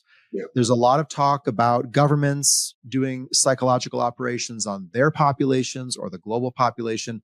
Can you just bring us up to speed on what is a psychological operation? How do they work? And if you have any thoughts about what we might be seeing in the UAP space on that topic. When we look at strategic communication, psychological operations is a tool of strategic communication, right? And within strategic communications, you have diplomacy, public affairs, military public affairs, information operations, which, information operations has its own messaging, platform and objectives. And then you have psychological operations, right? And so information operations, psychological operations, essentially, like, the breakdown is one may be a military project, one may be a civilian government project, and neither one of those are inherently, have the objective of deceiving people. It's like, so for example, let's say that a government entity goes into a country and builds a bunch of roads, and they want people to know that they built roads. Well, that's also part of a psychological operation, is because you want people to know you built the road that they can now use to drive their cars down, right? Or you build a stadium for someone, and then information operations would be the distribution of information surrounding the stadium, right? So it's not always about deception, counter deception, influence. And so when people hear, oh, they're crafting a narrative, what's important to understand is the intent of the narrative. Do the facts support the narrative? What facts don't support the narrative? And that's how you start getting into, okay, is this psychological operation, propaganda? Is this info operation propaganda? Or is this like factually accurate? Is this true? Right. So and that's essentially like where we see, the use of psychological operations or info operations, is that they are tools of strategic communication that, everybody engages in. And that's, and so when we say, well, I don't want people to influence my thinking. Well, I get that, but information does that. And at some point, like, we would have to recognize our own like biases when we approach, information, and get away from system one style of thinking of intuition, bias-driven type of thought when we're approaching some of these, deep and dynamic issues, and look at what is known as system two thinking, which is your analytical capability, your critical thinking skills. And it's not just like what people call the quote unquote BS meter, right? Like, you have to have a means of evaluating the very information that you are accessing. So you open a book, you read it. Let's say you don't agree with the book. Okay, why? Or if you do agree with it, why do you agree with it? Like, these are questions. And if it's, well, I feel, you probably need to go back and do more work on what it is that you're looking at. And when I'm talking system one, system two thinking, I'm quoting Pearson and Hewer's work, Structured Analytic Techniques, because they have a really good section on the difference between the two. Mm-hmm. Yeah, I talk in my work about these 8 human assets for assessing the phenomenon. And intuition, very important to me personally, by the way, is not one of them. It's actually off the first 8. It's the 9th or 10th, you might say. And that's because we have to be within our executive function first line thinking. And then I think if intuition can later corroborate what we are logically, reasonably assessing, that's where it's placed. Also because my intuition may be something that you or the bulk of humanity could never resonate with, right? Their intuition is something completely different. Whereas logic, reason, evidence collection, observation, these are things that unite us into a platform for action. Whereas intuition, without that, I don't think will. So just a note on that. I want to just kind of put this out that a lot of folks look at the activity of UAP and a potential NHI and say, okay, if there's a message, maybe they just want us to think this about them or to think favorably about them or to be open, right? And that's possible, right? That's called influencing perception. Is NHI trying to just influence us to see them a certain way? Well, we all do that. Companies do that. Governments do that. Husbands and wives do that, right? So nothing inherently nefarious to that. Or is there a strategic operation to shape perception in a way that is deceptive or manipulative, or that steers society broadly or selected individuals individually in ways that are tactical and not in the best interests of the recipient? Is NHI potentially using the tried and true operative strategy of the psychological operation for their own benefit? Again, like we're not the only ones who can use the human knowledge base for our benefit. A non-human actor could use it as well. They might have scooped up all our data. They might understand us better than we understand ourselves. And if they understand that a psyop is effective in shaping public perception, might they use such a tool? And I'm curious, how would a counterintelligence professional like yourself and others begin to assess that in the context of NHI? If, the National Security Advisor, the president said, we need some CI guys to get on this and tell us if this is happening or not. If that were the case, the phone call. How would you begin on Monday to get going? If that were the case, I'd have enough resources to start, mobilizing, Okay, so let's imagine unlimited resources. If we're trying to figure out if NHI is influencing perceptions and the reason why they're influencing perceptions, it starts with understanding. Well, it starts with engaging your experiencers. It starts with engaging those who've had or report to have had these experiences, right? And then on top of that, because you can't take the report at face value, you have to overlay some sort of psychological evaluation. And I know a lot of people want to immediately, pull back when they hear that, especially in light of the, something like the Betty and Barney Hill case, where you read the psychological assessments of Betty and Barney Hill, and I got a lot of questions about how they reached the results of what is arguably the most famous experiencer case, abductee case that we have. But still, you need some sort of psychological evaluation to ensure that the behavior characteristics or there's no delusion or other aspects going into these encounters, and then after you have the psychological evaluation, and it wouldn't just be one debrief; it'd be a series of debriefs, and then at some point we may try to figure out if there's a way for us to initiate contact. What can is there a means by which we can set an environment to initiate this, to directly interface with the entity, with the NHI through the experiencer? Would the experiencer be open to that? And then as this process is going on, again, all this information is already working itself through the fusion process, and we can go back to how we've overlaid the signature array before. And then at the end, as we're understanding, as we're building understanding of the message that the NHI is presenting, is how we can determine or start beginning to determine whether or not it's a perception management of, they always want us to, they want to think that they're benevolent and here to help, or are they just trying to communicate and say hi, or is there something more nefarious, which, are they propagandizing their interactions with humanity? Are they using that, the people they're interacting with, as a node to activate some sort of influence to detract us from knowing why they're really here? And so one of the hypotheses, which I could probably use in this context, would be the genetic seeding one.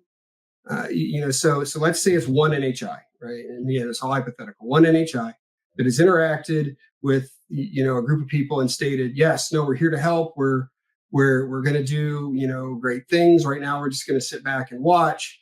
And then at the same token, you have another series of experiencers who claim to have observed, have become the product of, or have witnessed these genetic seeding attempts to recraft humanity and to have this nebulous NHI human, hybrid. And Josh, are you thinking of via genetic interventions in abduction experiences, or like ancient genetic seeding, like authoring humanity? Let's use genetic intervention based on abduction experience, because it's much easier it's simpler to take that and place a tangible line in the sand about where we can state in recent history that we've seen that.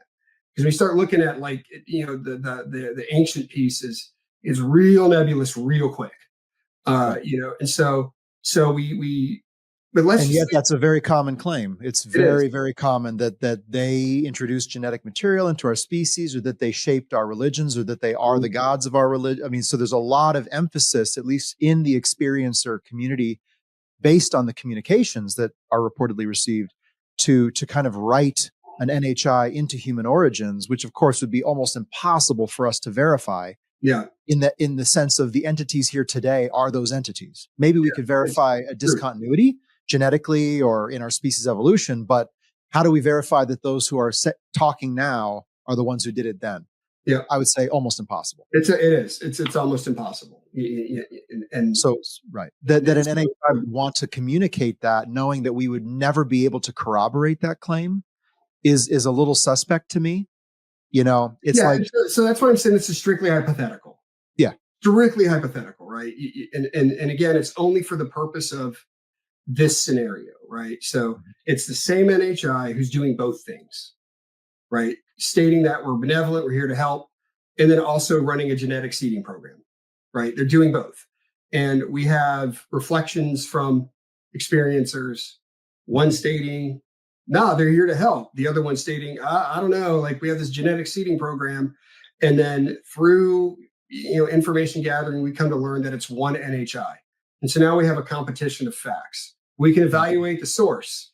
And that's really how you figure out when something is an influence effort. I want to say disinformation, an influence effort. You got to evaluate the source. Who is the source? What are the source's intentions? How long has the source interacted? Why is the source interacting beyond the scope of intentions? What is its motivation, right? And that's where you start going through those list of questions and you're scrutinizing the source that is providing the message. I don't think we've got enough, or at least I haven't. Like I said, I'm relatively new. I got into UAP research in around 2017, 2018, as I was wrapping up the classroom portion of my doctorate degree, and then my UAP research focused specifically on writing the dissertation. And so, had a lot of exposure to different works while writing that dissertation.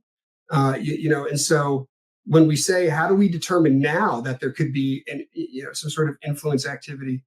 The wild card that you throw out, that like the one factor we cannot mitigate is that this is an ancient seeding program that has written NHI into existence somewhere down the line. And so we would have to take that and set that aside as its own issue to see if there's a way to evaluate criteria off of that. But if we look at the scenario that I've discussed, we would be in a point where we can start analyzing and scrutinizing the source. which is what you need to do. And the problem with NHI is we don't know the source. We know we have messages, we have message streams, we have and I'm going to we have paranormal activity, and all paranormal means is that it doesn't lend itself well to being studied by traditional science methodologies. It doesn't mean anybody's crazy. It doesn't mean that there's a delusion. It just means that whatever it is essentially beyond the scope of us being able to apply our current methodologies to it, which is also a theory that is around the UAP research, is that whatever this is beyond our scope of being able to study it right now. Right. Going back to this question of disinformation in society, I think, to your point, engage the experiencer community. You have to engage in some sort of psychological assessment, because you can't just take at face value. Someone said, I felt good, therefore it was good, or I felt terrible, therefore it was terrible. We have to actually understand the biochemistry of that, the neurology of that, the correlation to other things, mental health, personal history, etc. It just kind of has to be done to get a deeper look. Right. And then, but I think so that's kind of at the individual high impact, high touch community with NHI, potential NHI, but then there's broad society. And I look out on the internet. Sometimes I do some interesting Google searches, and I come up with these memes and these social media trends around, quote, Team Alien, right? Other hashtag movements about, and you look at the people communicating them, and man, they're on a mission. They're on a mission to really paint humanity in a bad light and to make our species, one of lesser worth, lesser potential, one that is in a state of imprisonment already. We're on a prison planet. We're contained by other entities, and then other entities are here to break that prison, that prison barrier, and liberate us. Or we're in some sort of cosmic battleground, right? And we're trapped in the middle, and we have to ally ourselves with some powerful non-human entity to protect ourselves from the other. You hear these narratives at play, and they're getting a lot of views. They're getting shared. And so, it starts to look like the hallmark activity of at least a social media information warfare activity. Yeah. Which is how do you shape society to act in ways you want down the road? Well, you get those narratives moving, you popularize them, you find all the different agents, the influence agents, the willing accomplice, the unwilling accomplice, the useful ignorance, what have you. And it in some ways it sounds all too human. And so on that basis, people would say, oh, it can't be NHI then. Well, it's like, but again, to my point, NHI are operating in human space with human beings as subjects of whatever the intent is. And so it's going to be using human means and methods. So take that as an example, right? Where you talk about Team Alien, to understand if somebody is a willing accomplice or an influence agent or whatnot comes with a lot of vetting of the individual providing the message. And again, I'm not calling for people to start looking at their neighbor or whatever, but that's how we do it in CI. And we live in a country that values rights to privacy, and so maybe that's just a bridge too far, and we have to accept some risk there. That there may be some risk to understanding that we may not be able to fully flesh out the ins and outs of the originator, the origination of the message. But what we can do is still look at the various, social media platforms that have these out there, or these message streams out there, and give them and determine what the message stream is coming off of that. And even then, from that point, we may not have much we will be able to do with it, because we live in a nation state that values that privacy. And so we can't just start gathering info on those giving off the message to determine. You might be able to discern not the source of an influence operation, but just that there is one. And now if there is an influence operation around NHI, for example, is it China and Russia? And if it's not, you start to whittle down the options. And then Yep. that just leads you to take a more necessary defensive posture, right? And if you whittle down the options, you come to, well, if it's not China or Russia, it's not, Iran or the other players we always talk about, and, it's not the US. Well, that really leaves those who just want to be a menace to society and something else that we don't know, Right. which we could assume is NHI at that point, right? Yeah. That's really like what you're left with is, or maybe it's some foreign based or US based corporation that just wants to make a lot of noise to further create distraction, right? So you have a series of players that come in, as you're deducing origination point, but because that the level of investigation required, is pretty intrusive. Right. You're limited, Right. But again, what people publish in the on the internet and in the ether is all information and evidence that can be evaluated to determine if they may be the node or the venue of the influence activity. Yeah. And I mean, the goal here is not conclusive statements about who's the source, why they're doing it, what their exact motive and intent is.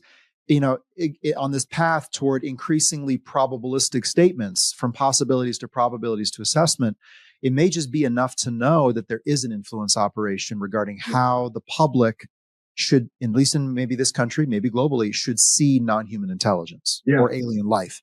Now, if that's the case, and if you can rule out, not just rule in, but rule out certain known actors, human actors, you arrive at a place where there is a probability statement, right? That there is an effort to shape how humanity broadly sees non-human life or non-human entities.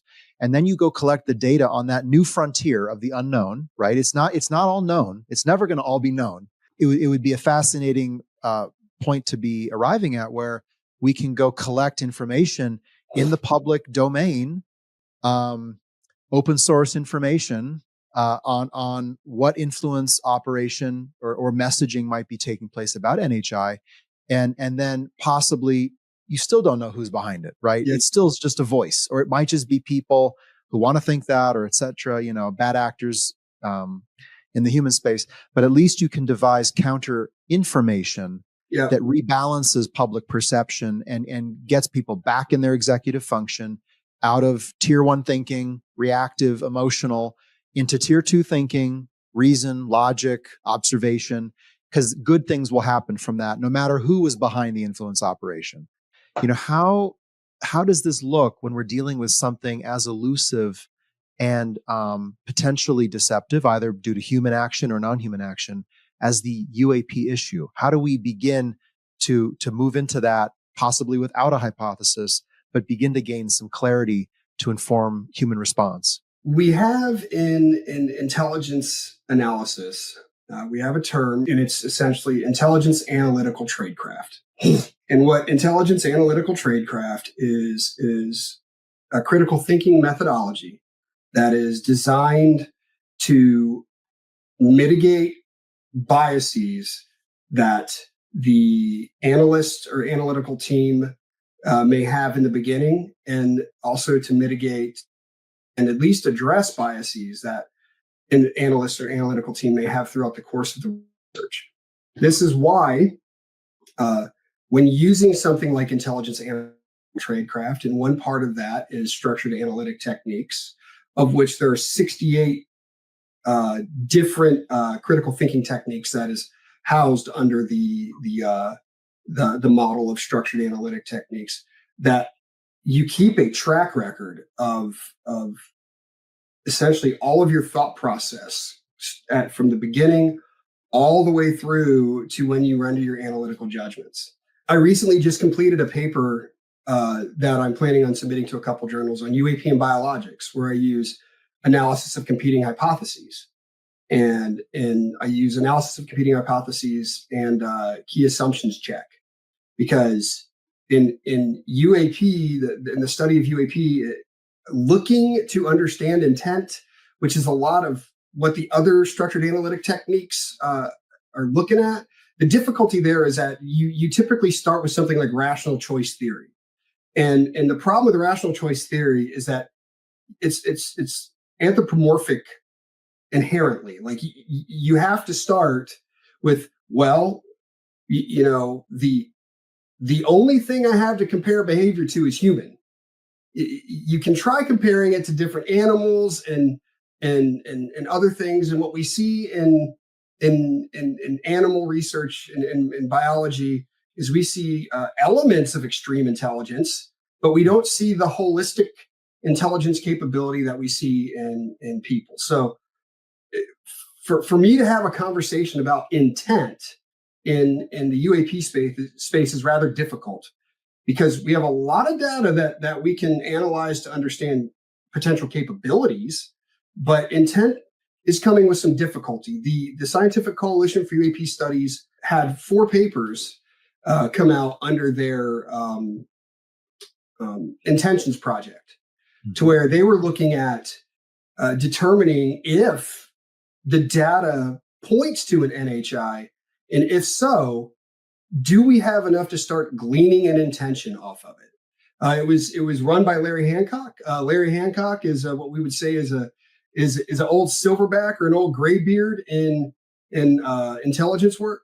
He was an analyst at some point in his long and storied career, and it's fun when he and I go back and forth, because he'll talk about the use of an alternative analysis.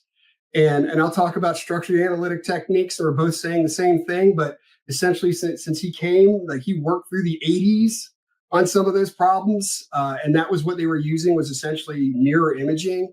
And now seeing where we are now, it's really an interesting topic of conversation when he and I start talking through the application of analytic techniques to this problem.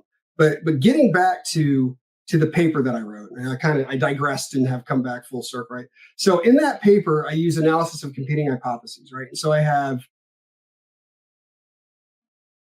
4 hypotheses, and the reason why I pause there is because the null hypothesis counts as 1, right? And the null hypothesis is your 0. It's essentially your current state, which the current state hypothesis that I use is there is nothing there because UAP doesn't exist. Right. That is, and the reason why I start with that hypothesis is that there's evidence that, or I'm sorry, there's theories to what the problem could be, but they're all siloed. And when you have something as phenomenal as unidentified anomalous phenomena, which is experienced differently, it's experienced ubiquitously and differently across cultures, there's difficulty when that comes with developing a full-blown theory. And so that's why my starting hypothesis is there's nothing there.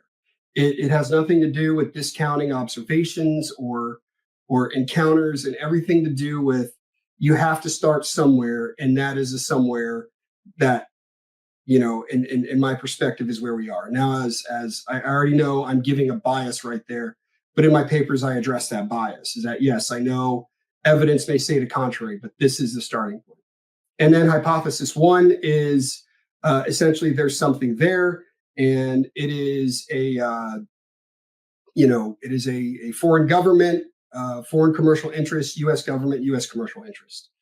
Then it's, the second hypothesis is there's something there, and it's neither a foreign government, U.S. government, foreign commercial or U.S. commercial interest, or and my next hypothesis is that something is there, and it is a combination of the two, is essentially the hypotheses that I'm working off of, right? And so what happens is, as I use that model and I have this fleshed out, I take all the evidence that was done through data collection and data analysis, and I just list it out in an Excel spreadsheet, and I determine.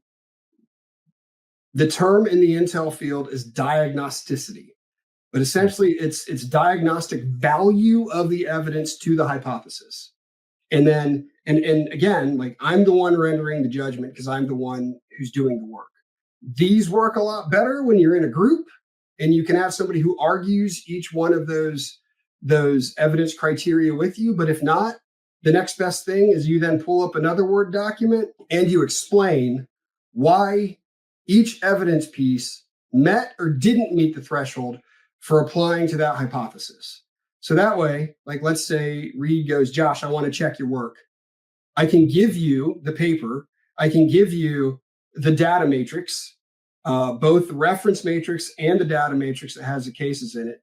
And I can give you the analysis of competing hypotheses model and the appendix that defines why each evidence criteria either made it or didn't make it for that diagnosticity, right? Or for that to have diagnostic value to the hypothesis. So some replicability there. It can be replicated in a kind of controlled setting. And so what that does, like, let's say you have some conflict between, or some incongruency between, we'll use let's just pick a case. We'll use the Nimitz encounter. That's a fun one, right? So let's say that you have a government entity that looks at the Nimitz encounter, right? And they say, it was a bunch of weather balloons, right? But you have the SCU who wrote a comprehensive paper on the Nimitz encounter, and they have a different hypothesis about what it is. So now you have these competing hypotheses, right?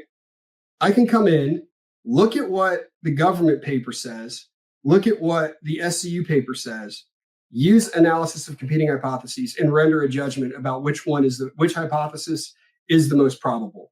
What that does for the field is it now gives us a starting point to move beyond the incongruence of the hypotheses and to start looking at, okay, well, if this is the one that's the most probable, what evidence do we see that would make it the least probable?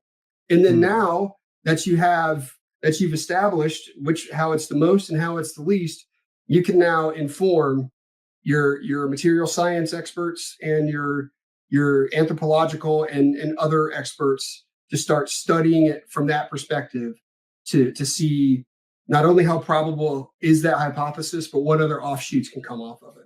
So when you're rendering your probability statement, when you're rendering your judgment, there's two parts to it. There's a confidence statement, which is the expression of value placed in the sources, right? And the sources are not references. They are the eyewitnesses, the experiencers, or the technical means of gathering information on the phenomena, right? And then the other part is the probability statement. The probability statement is the judgment, right? On based on the sources and the information provided and the analysis conducted, we assess with X amount of probability, and the terminology is in ICD 203, that hypothesis 1 is the most likely hypothesis, right? And that's how a probability and confidence statement is rendered. What is the behavior characteristics that I look for to determine probability? Well, that's a dynamic question to answer, because what I'm looking for is based on a curation criteria that I develop, right? So, for example, when you look at the dissertation, my curation criteria for why a case was included for analysis was, at a minimum, had to be 2 sources. So, 2 eyewitnesses, an eyewitness and some sort of technical collection device. I think at one point I accepted a couple cases because the graphic rendering of the eyewitness was so detailed that it could be included almost as a second source, right? So it was 2 witness or 2 sources and 3 signatures. And signatures are, it could be size, shape, flight characteristics, whether it landed, whether it went transmedium. In the dissertation, I came out to, I believe, around 40 different signatures of what is of how we could categorize a UAP. I know that some of my physicist friends have started to look at that to see if there's ways and means within material science to develop platforms that can be applied against those particular signatures, which is what we want, right? I am not a material scientist. And I've got a friend of mine who's pushing me to read Paul Hill's book Unconventional Flying Objects, and it's hard because the language in there is technical and it's material science driven.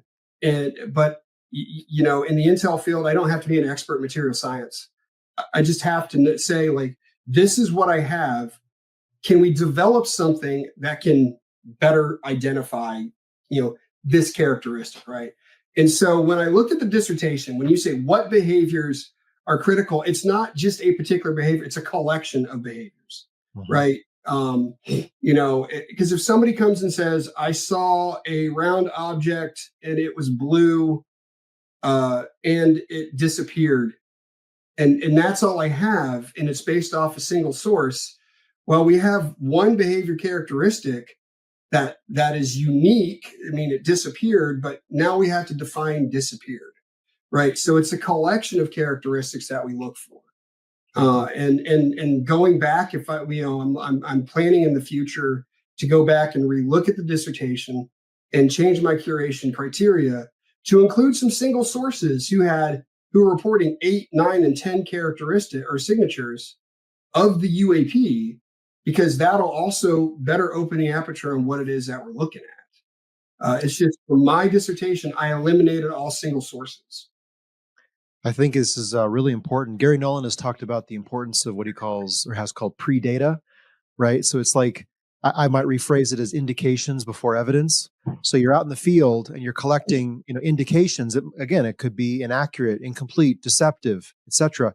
But they are indications that would then prompt and focus further data collection to produce evidence that would then substantiate a hypothesis. Yep. So like this early phase of like observation and indication analysis seems so important to the UAP phenomenon.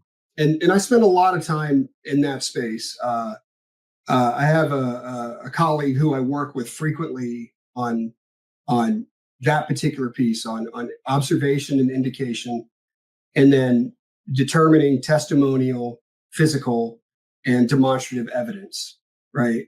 And he and I go back and forth because my evidence criteria is low. It doesn't have to be a high bar in the intel field, because what we're looking to do is to understand the problem. Because if you're asked a question, by a policymaker, tell me what the adversary is doing in,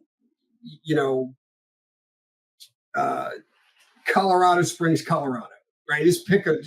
Right. And that's all I have. Okay. Well, what is adversary? Who is adversary? Is there a target? What is the current threat that we know right now? Right.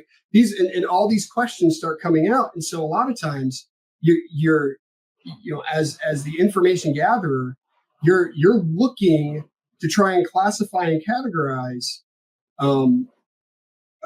indications of evidence before you even get to evidence. Right. So on that topic, curious. So if given your background in strategic security, if you were asked to advise, say, like, for example, the National Security Council on the implications of UAP operating in our air, on territorial land and water, and to render an analytical judgment and a probability statement, like, what would be your first set of recommendations on how to approach it if you were asked or even mandated to do so? That's a fun question to answer, and I think that's one that has attempted to be answered. I think we start from the bottom up. We build the system at the foundational level, at the tactical level, right? Means you have tactical, operations, strategic, and at times strategic and national can sometimes be split, sometimes put together, but build it at the tactical level, right? We're having all these conversations with policymakers about, what it is, who's doing what, where it's originating. Maybe we need a response plan first. Mm-hmm. How many police officers are reporting enigmatic encounters, right, or phenomenal encounters? We look at historical testimonies, and we have a lot of police officers that have reported these phenomenal encounters, these very odd situations that they find themselves in, and at times they are having to go receive medical care because there's some sort of physiological response that's negative, right? Radiation, symptoms. Maybe they have a cut somewhere that they didn't before that's really deep. They report missing time, but we don't have a response plan. And that would be a good place to start. Let's look at gathering the information, right? So you can advise local, state, and tribal police forces to start taking reports of UAP seriously, right? And the Patriot Act of the USA Patriot Act, I believe is 2001 when that one came out. But the Patriot Act, which I believe came out in 2001, and the Intelligence Reform and Terrorism Prevention Act in 2004 established something known as fusion centers at the state level, which has helped in taking police reports and better understanding adversarial capabilities inside the U.S. in these fusion centers, right? And so these two laws ensconced fusion centers as a necessity to understand risk within the U.S. These fusion centers have an entry point through the Department of Homeland Security into the U.S. intelligence community. So now we have a response plan that is developed at the tactical level where a police officer meets either person who has observed or has observed themselves. They meet that they are now on the ground, right? So that and the same type of process can also be replicated across the military branches, because essentially what we're doing is we're just asking for information, right? And that becomes part of the National Intelligence Priority Framework, right? So the response plan is what happens, like how the police officer protects himself, and also what information they're looking to gather, and the means by which they then disseminate that information, right? So now that information moves higher into, and it could be the police officer or even military personnel that's stationed abroad or even at home, because we have the Minot cases, the Malmstrom cases. If you look at Korea and from 50 to 53, Robert Haynes wrote a book on, I believe, I forget the term he used on the cover, but it was, I think it was close to anomalous aerial vehicles in Korea during the Korean War, right? So we have cases. It was advanced aerial devices reported during the Korean War. Yes, thank you. That book was also one that I used for my dissertation. And so we have reports from military personnel too. So, right. So the response plan would be, what is done to protect yourself, what is done or who you report that information to, and what is done afterwards, right? And then from there, that response plan or that information then goes into the USIC. And then that's when we start looking at what should be done at the operational and strategic level. What the strategic level, we've seen some conversations about a UAP czar, which is designed to coordinate information flow. I spent a lot of my career like being the guy that goes to get the info, right? So formal coordination necessary. But one of my concerns is that when you put a director, which is essentially what a UAP czar is they would be, a director of sorts or a coordinator, without the means of conducting the mission or to do something. It becomes another government bureaucratic position that the president has to appoint. I would much rather see something placed, an office. You could look at it like Arrow, take it out of DOD, stick it directly under the National Security Council, have the director of that office reports to the president and to the National Security Council. And then within that office, it is no longer a resolution office. It is a collaborative effort from all the members of the USIC to conduct information gathering and intelligence analytical tradecraft based on response plans that they publish to gather the information and bring it up into the USIC. It's interesting. A lot of folks would say, well, we can't make a response plan because we don't understand the phenomenon. We have to go study it first. We have to go analyze it before we can even devise a response. But part of the initial response is to go collect the information you need based upon the potential risk to your assets and equities and personnel and so forth. So, putting response before all information collection, and it seems important to me. And how would you view that? This thing of we can't respond until we understand, but then the dilemma is we're not understanding and we're not getting much closer to understanding, so we'll never respond. How do we break through that dilemma? We have indications of issues, right? And I think that's a good way to put it as I think about it. Indications of issues that negatively affect the observer in a lot of historical reporting. And so to say that, well, we need to know every single aspect of the thing causing the issue before we can figure out what to do about it, it creates an obstacle. Like it already applies a certain thought process from the beginning. And when you look at something like Havana syndrome, we had no idea what that was, and yet we had, like, we as a nation state had to develop some semblance of a response plan, in the event people were hit with Havana syndrome, because it seemed to be rather ubiquitous across the country. And so how did we do that? We built profiles.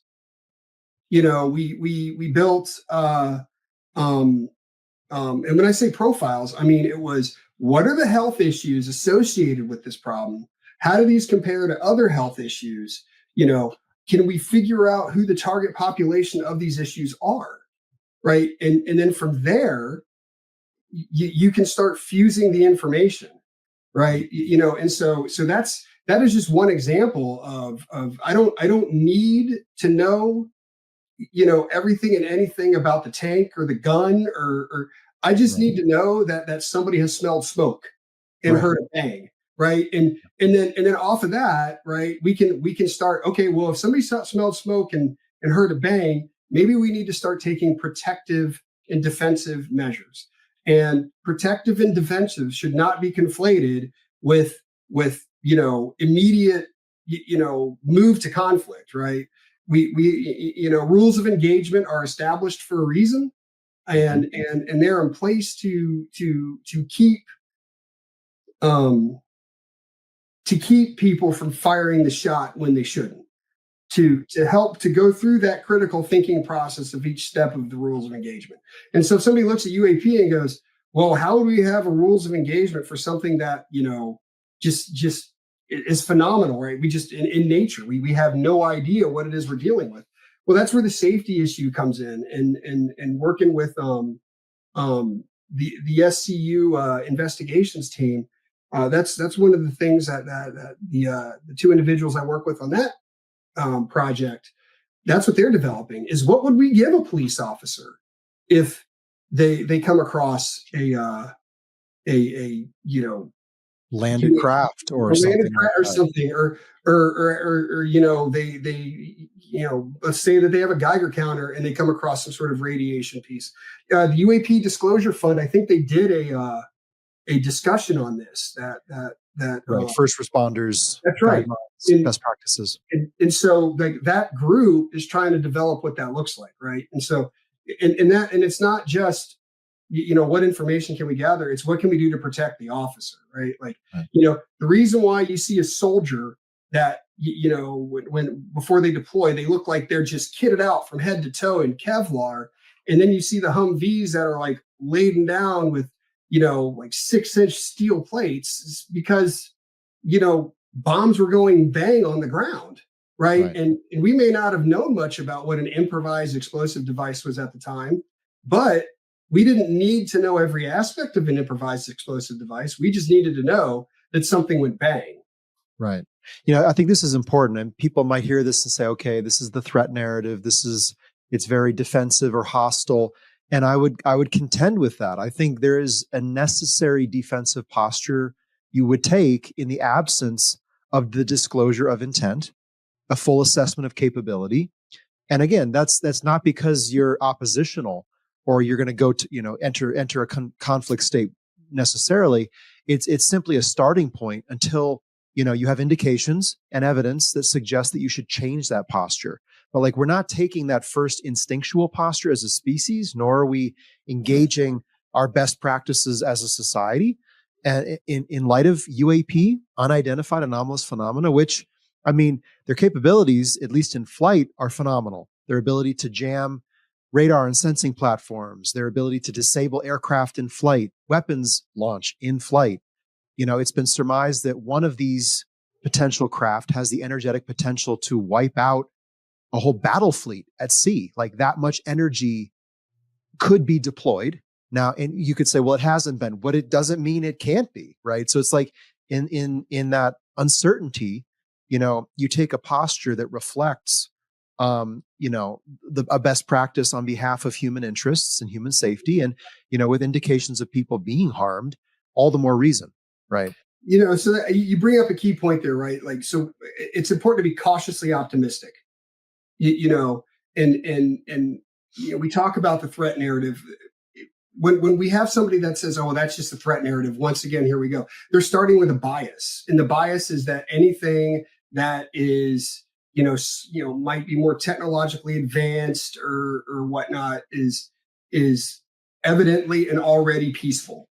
And is that true? How do we know that? Right. And that's one of the things that strategic security brings to the table is that if you have, two organizations, and one's telling you, no, we're the good guys, don't worry about that, and they're just doing all this good guy stuff, maybe they're setting you up to not, to exploit the fact that you trust them. This other organization that's like, look, we really don't care, whether you're there or not, and we're just gonna, if you get in the way of our guns, that's your problem. And then these two factions are already in conflict with each other. And now you've become an unnecessary, unwitting player in an international or intergalactic, we could say, interstellar game that, you didn't want to be a part of. And I say all that to state that as somebody who looks at this, I look at this problem as an intelligence analyst would, right? And which means that when we start talking about, well, is it NHI or isn't it, right? That's all part of the hypotheses that are evaluated. Because it could because we don't know. It could very well be a foreign actor or a U.S. based actor that has figured out some crazy stuff and is inadvertently radiating police officers. Right. And so that's not a threat narrative; it's a safety narrative. And right. and this doesn't, like, I'm not starting with the presumption that whatever it is looking to exploit anything. I'm starting with the presumption that trained observers and civilians alike have reported negative and positive physiological impacts to their health and well-being. That's a safety issue. That and it's important to understand that a response plan would help us to better understand the aspects of that safety concern and the risk that's involved with encountering a UAP. Right. Great stuff. In this topic of intelligence tradecraft, which I hope you can share a little bit more about, there's this question of who benefits from the perception. So who benefits from perceiving something as X versus Y? And, in this current state of ambiguity, that is a perception. The public is confused. Seems like decision makers are confused. The government can't make heads or tails of what's in our skies, even with this most recent mystery drone crisis. So, like, a question to you from the counterintelligence field: who benefits from that ambiguity? Are any thoughts there? Or how might we begin to understand that? Yeah, I don't know who would benefit from this level of ambiguity. We hear grumblings. We hear rumors that some nation state somewhere has, just cracked open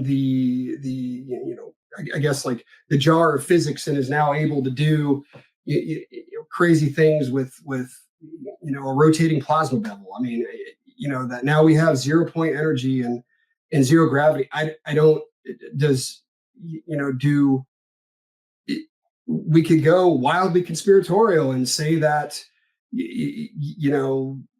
we don't want people to have free energy, but even then, now we start diving into some really strange and fringe areas that surround the issue. You look at some of the documentaries that have been pushed out by Dr. Stephen Greer, where one of the key points he talks about is how the oil industry owns like $7.1 trillion of the global economy. And do they have some sort of have they cracked the nut on energy and now they're just waiting for the oil to run out before they quote save us all or whatever? I mean, you look in the patent office and you see that companies like Mercedes-Benz owned the patent for the first battery powered car that, again, I don't know the patent very well, but allegedly it didn't need a lot of lithium ion to run a vehicle, which that's important when you understand like the mining impact, or that the impact that mining lithium ion has on the planet. So I don't there's we have a phenomena that is displaying technological extreme technological capabilities associated with biologics and animated entities, and I would say that if we go conspiratorial, you're looking at elites, but I look at it and say I don't know. It's a problem that trying to understand the actor is as nebulous as trying to understand the technology. So I would say that if that I have no idea. We talk. I mean, you hear in the more enigmatic, talking points around UAP that there's been deals made with. I think we're all familiar with like the Valiant Thor story. That's. I mean, so what's the benefit there? Is there some deal with some off-Earth NHI that we don't know about? Have nation states figured something out and now they're just waiting to make it a one world government? I don't know. Right. I mean, that's and like I'm saying that because that is the level of the conspiracy we get into when we go, who benefits? I mean, we go back to the ambiguity. In the state of ambiguity, this is where the minds go, right? People start to think and wonder and speculate and theorize. So what I would say to that state of ambiguity that's being maintained intentionally by one actor, multiple actors, we don't know. And so like who benefits from that might be an indication of who's creating it. It might not, but it seems like it might be. That's a good point. That's a solid point. It's kind of like where does the power go in this dynamic? Where does the money go? Technology of non-Earth origin, high profitability, I would imagine. So like, if there's strategic ambiguity being maintained around, for example, that NHI or exotech, we'll call it that, who might benefit from that ambiguity such that they could reverse engineer it further in private without, market competition or without regulation. To me, that's too provincial. Like that is such a provincial standpoint of, and maybe that's like, maybe I'm a little bit of an idealist in that respect. And I need to become more of a realist. If I were given the keys to the kingdom, it's like, hey, here you go. Here's the tech. Here's the thing. And I'm going to hold on to it so I can get richer. Like, I mean, I don't know. I mean, like now we're talking about like human behaviors relating to power and if it's and like looking at dollars to donuts with it, like that just seems too provincial at that point. Like I want more to get more to gain more resources, so I can want more to get more to gain more. I mean, in strange ways with this phenomenon, we always want to think of it as like, okay, it's got to be beyond anything human. It's got to be so out there beyond our ability to understand or comprehend. And maybe it's just us. Higher, but it could be all too human too. Like power, prestige, and profit. Yep. We're already pursuing it to the T, right? So it's like that's what drives a lot of what happens in the world. And there's a lot of competition, even armed conflict over that. So like here you introduce technologies that would just inevitably give rise to tremendous profit, power, and prestige. Who might pursue it? I think humans might pursue it. It would. That part of what and I wouldn't put it past them. I mean, I wouldn't put it past. We look at some of these big name companies that have already gotten into these, these fields, especially in energy development, right? I wouldn't put it past them to do that. I wouldn't put it past, companies related to not just the U.S. based, but the global based military industrial complex. I wouldn't put it past them for that. The other thing though is like if there was a non-human actor in the world with an intent, a programmatic engagement, that program is going to involve humans. Like we are going to be objects of the program to some degree, right? So it's people think, well, they're doing things that just transcend our level of consciousness, and they're on a quantum level or an interdimensional level of consciousness. And yet whatever they want to do, be it neutral, good, bad, observational, interventional, we don't know. It's going to work in human terms to achieve ends in a human space. And so when you see human beings acting in certain ways that might be aberrant, or that might be, trends in human behavior, but to a degree that are truly destructive, even to the interests of that actor. And you do see certain countries acting, foreign powers, in ways that are highly destructive to their economies, for example, or that undermine their perception in the world, and basically separate and segment them from former, not allies, but partners, commercial partners, for example. It's like you start to scratch your head, like why are human governments acting in the way they are? It is an ever-present possibility, I would say, that there is an intent to enact a program in the human space, and it's making humans do things they either normally wouldn't, or to a degree that they normally wouldn't, to achieve some end. And I say that, I know it sounds speculative, but it seems to me a responsible speculation. So when you ask the question about who benefits from ambiguity, we have to look at human behavior characteristics at that point. What does it take to remain in power? What does it take to maintain influence? What does it take to maintain position and standing? These are all well documented human behavior characteristics. Is people will do things for power and prestige, and I know you gave a third read that is important to right to power. That's the big one: profit, power, profit, and prestige, and profit. Right, and so when we look at those 3 points, let's say that either it's a retrieved craft, or and again, now we're getting into the speculation, because again, when I work off of the hypotheses that we have, it's based off of the current evidence that we have. And the whistleblowers that have come out have all been highly credible secondhand sources. We've had a couple alleged firsthand sources who haven't produced much outside of testimony under oath. Well, the beauty about testifying under oath is that if you don't ever have to produce the smoking gun, there's nothing to validate whether or not your testimony is truthful. Now, again, I'm not knocking anybody for their experiences. Maybe they have had some rather profound encounters with some sort of retrieved craft or through psionics. I don't know. We can only go off of the data that we have, and it's a lot of talk, right? And so who benefits from the ambiguity, again, goes back to looking at these behavioral characteristics surrounding obfuscating something like a retrieved craft, or an interaction with a non-human intelligence that in that interaction leads to some sort of relationship that nobody wants to disclose, right? Because right now, either could be on the table. It could be us. It could be some sort of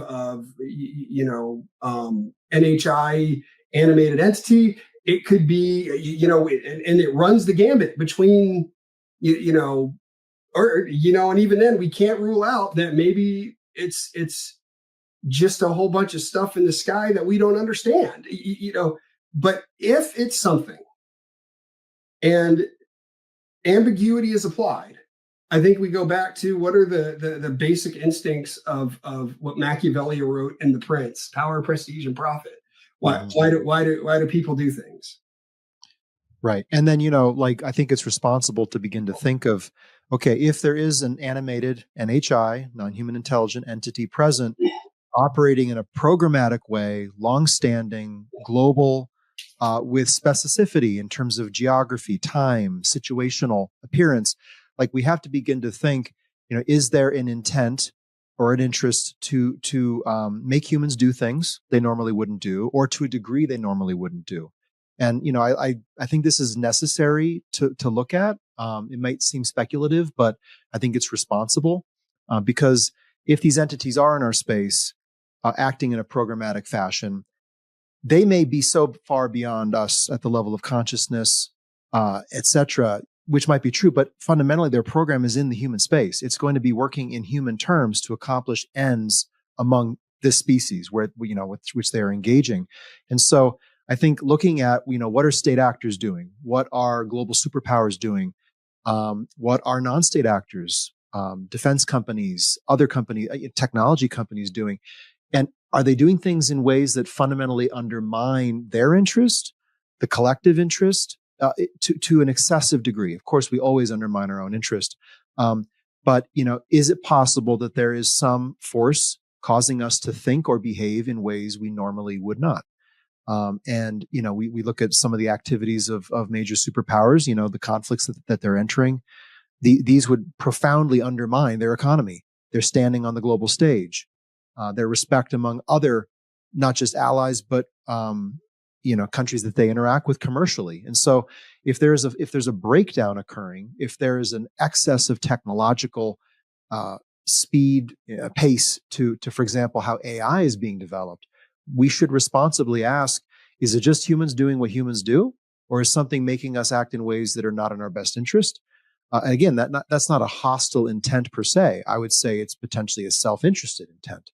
Maybe that self-interest is to do things that they would see as better than what we're doing for our own ends. But those are still not our intent. And here, Josh, I want to kind of get into this thing of capability and intent from your perspective in strategic security. How would we begin to understand the intent as it relates to that capability and the potential risks and hazards that have been observed? How do we begin to decode intent of a potential non-human intelligence? How would we begin to decode intent? Well, again, intent is difficult to decode with NHI because all we have to compare to behavioral characteristics is humans. And of course, we have the other species on Earth. But again, right, those other species give elements of extreme intelligence or high intelligence, but not the holistic high intelligence that humans have. And I think that that's the first piece to keep in mind when we look at humans is that often we talk about, and I'll get to the capability and intent piece, but as I'm working through the stream of consciousness, we talk like, I think we have to understand our capability to begin with, right? What makes humanity so unique is that we're all independent thinkers. And so most of us, maybe not all. Yeah. I mean, generally we're capable of that. We all have the capability. We all have the capability to be independent thinkers, right? And we all have the capability to develop critical thinking skills to analyze and research and learn for ourselves, right? I think just going on a sidebar, I think in one of a podcast I was watching, where Neil deGrasse Tyson was talking about how he gave a solution to a problem to someone, and their question to him was, well, who's your source? And he was like, math. I did the math, right? And I think that that's critical to understand is that, when you have these great thinkers, they were able to also teach themselves while receiving instruction. And so we like humanity, that's one of our key capabilities, is that we are independent thinkers. Like we all have, human sovereignty. In the Catholic or Christian sense, we have free will. I know some would want to argue that point, but uh, the there's a reason why it appears that we stand higher than apes, right? Like, the communal aspect of the relationships that animals have is different than what humans have, right? And so like, and I know all that might seem strange. Like, what does this have to do with UAP? Well, again, it's behavioral characteristics, and that's what intent is. How do we study behavioral characteristics of a non-human intelligence? Well, I mean, we have a bunch of non-human intelligences, here on Earth. We've learned that dolphins like to pick on porpoises.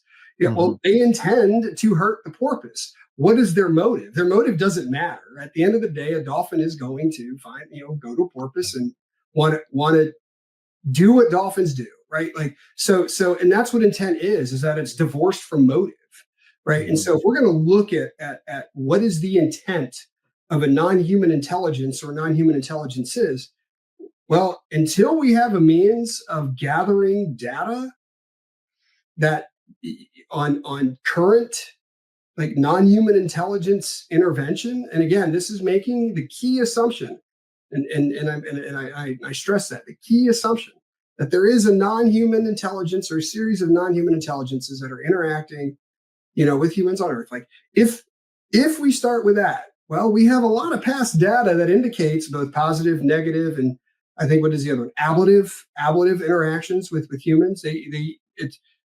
interaction, might motivate them to move to the woods, take better care of themselves. Like we've seen, we've had descriptions of what happens when somebody receives a positive message, right?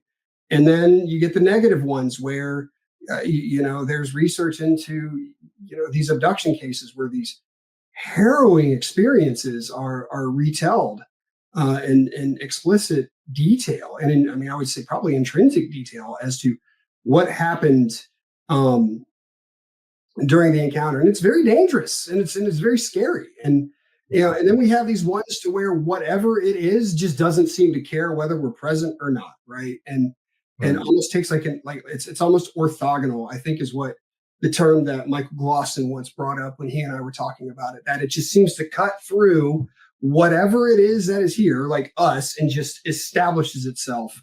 And, so how do we start looking at intent for that? Well, we would have to categorize characteristics of, positive interactions, negative interactions, and neutral interactions, right? And even though we might not be able to start tying it to specific, like, I'm going to use the term platforms here, NHI platforms or NHI entity, right? We can at least state NHI, not the NHI, because that indicates one, but NHI, we can assess with X confidence, NHI, intends to do X, Y, and Z, right? And so essentially what happens is as we're categorizing the positive, negative, and neutral interactions with humanity, we're now looking at the myriad of hypotheses that are out there, and you mentioned a few of them. Are they observing? Are they doing a human experiment? Are they and then when we look at something like that, right? That's where we could use something like analysis of competing hypotheses to start defining intent. The SCU intention study, they noticed a behavior shift in UAP activity where in the beginning it was pretty overt and a lot of daytime appearances, more military fixation, and then over time it turned into more of a clandestine approach and or a clandestine field. I think it was that there was more like nighttime approaches, a more civilian interaction, and then the reports of the reported experiences of abduction began, in the 60s, Betty Barney Hill, and then took off from there. And then the cultural started to enter the culture. So there seemed to be some kind of shift in activity, which again, it's like, not saying that's NHI necessarily. I'm sure there's some human activity all in there. But, any shift in the trend is potential signal to me of intent. And you look at the situational, like what was that coinciding with Yep. in the 60s and 70s? Like what geopolitical events, what technological events, Yep. And that's even environmental events, that could be indicative of an interest and therefore an intent to intervene either out of self-interest, out of our interest claimed, or out of another interest. And that's a key point that you brought up, is because as you're researching and categorizing your data to understand the physiological interactions, right? You are overlaying it with a timeline, with events at the time. When we're looking at when we're investigating a national security crime, espionage is a big one, right? That's one of the things that's built is like over that timeline in that association matrix, which is another tool that we use. You are looking for trends and shifts, like shifts in behavior patterns, and the trend in that shift, because that indicates foreign intelligence involvement with the source, and or with the spy essentially, and it might also indicate what we can do to respond to that, right? And it's the same thing, right? And it's critical to understand that that when we look at intent, and if the day comes that I sit down and start, or when the day comes that I sit down and start looking at intent, it's going to be overlaid with geopolitical events. It's going to be overlaid with environmental factors in the area, because I think that's a key point. Like the intention study ended in 1975, right? That was when, and that was like right in the middle when abduction started to spike, and so that's a critical trend right there. Like what factors? Why did it move from overt to this clandestine effort to now these I'm not even sure, like these almost like kidnapping type of activities that they leave a trace that they were there. Well, Josh, I want to just kind of begin to close up here and just see, in closing, do you have a kind of a summary statement of how you would see our strategic approach to UAP and a potential NHI? What would be your recommendation for society and for citizens? So I've broken this down essentially into three areas: the philosophy, the theory, and the practice. And so in the philosophy, it's realize that something greater than us may be here and is attempting to interact with us. And if we start with that key assumption, and we start as the philosophy is that I may not be the center of this universe, then we can start looking at the problem, beyond the scope of its effect it may have on a government, as its effect that it may have on particular elements of society. But we look at it as what is its effect on humanity, and then we get to the theory. Ensure that hypotheses are driven by testimonial, demonstrative, and physical evidence and analysis, and that's not just for the research. That's also for attempting to determine if there is some form of influence effort. Is understand and define what those message streams may be, and then analyze to ensure that to look for congruencies and incongruencies in the message streams. If you're going to look at the UAP problem, it's not definitive. There might be elements of definitive conclusions off of it. We might discover a new critical form of technology. We may come across that piece of aluminum that Reed talked about earlier. But understand that those are elements of definitive conclusion in an overarching phenomenal issue that requires more than siloed academic disciplines to figure it out. It's a citizen science issue. And then if we look at the practice of UAP research, something that needs to be collaborative. It can't just sit in one particular house. There's ways to work through this problem to where the credit is shared, to where the collaboration moves the conversation along to actually potentially addressing the threat proposition. And again, when I say threat proposition, that's not stating that there's the automatic assumption that it's here, it's malevolent, and we need to start building countermeasures against that. What I'm saying with the threat proposition is that we better understand the capability and intent of the presence of NHI. And that's important when we look at understanding it, is that if it has a low threat proposition, that means, we understand risk mitigation strategies. A low threat proposition or threat value means that we can have greater involvement and greater engagement.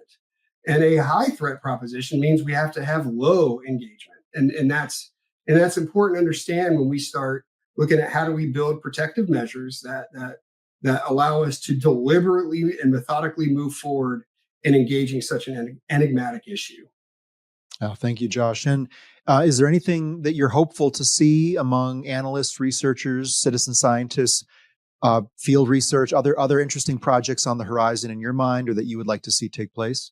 What would I like to see take place? I would like to see a project that involves material science, multimodal sensor array collection capabilities, coupled with an anthropological approach to in embracing and interviewing and understanding the effects of UAP on society, coupled with information gathering techniques that we find in intelligence activities like human intelligence.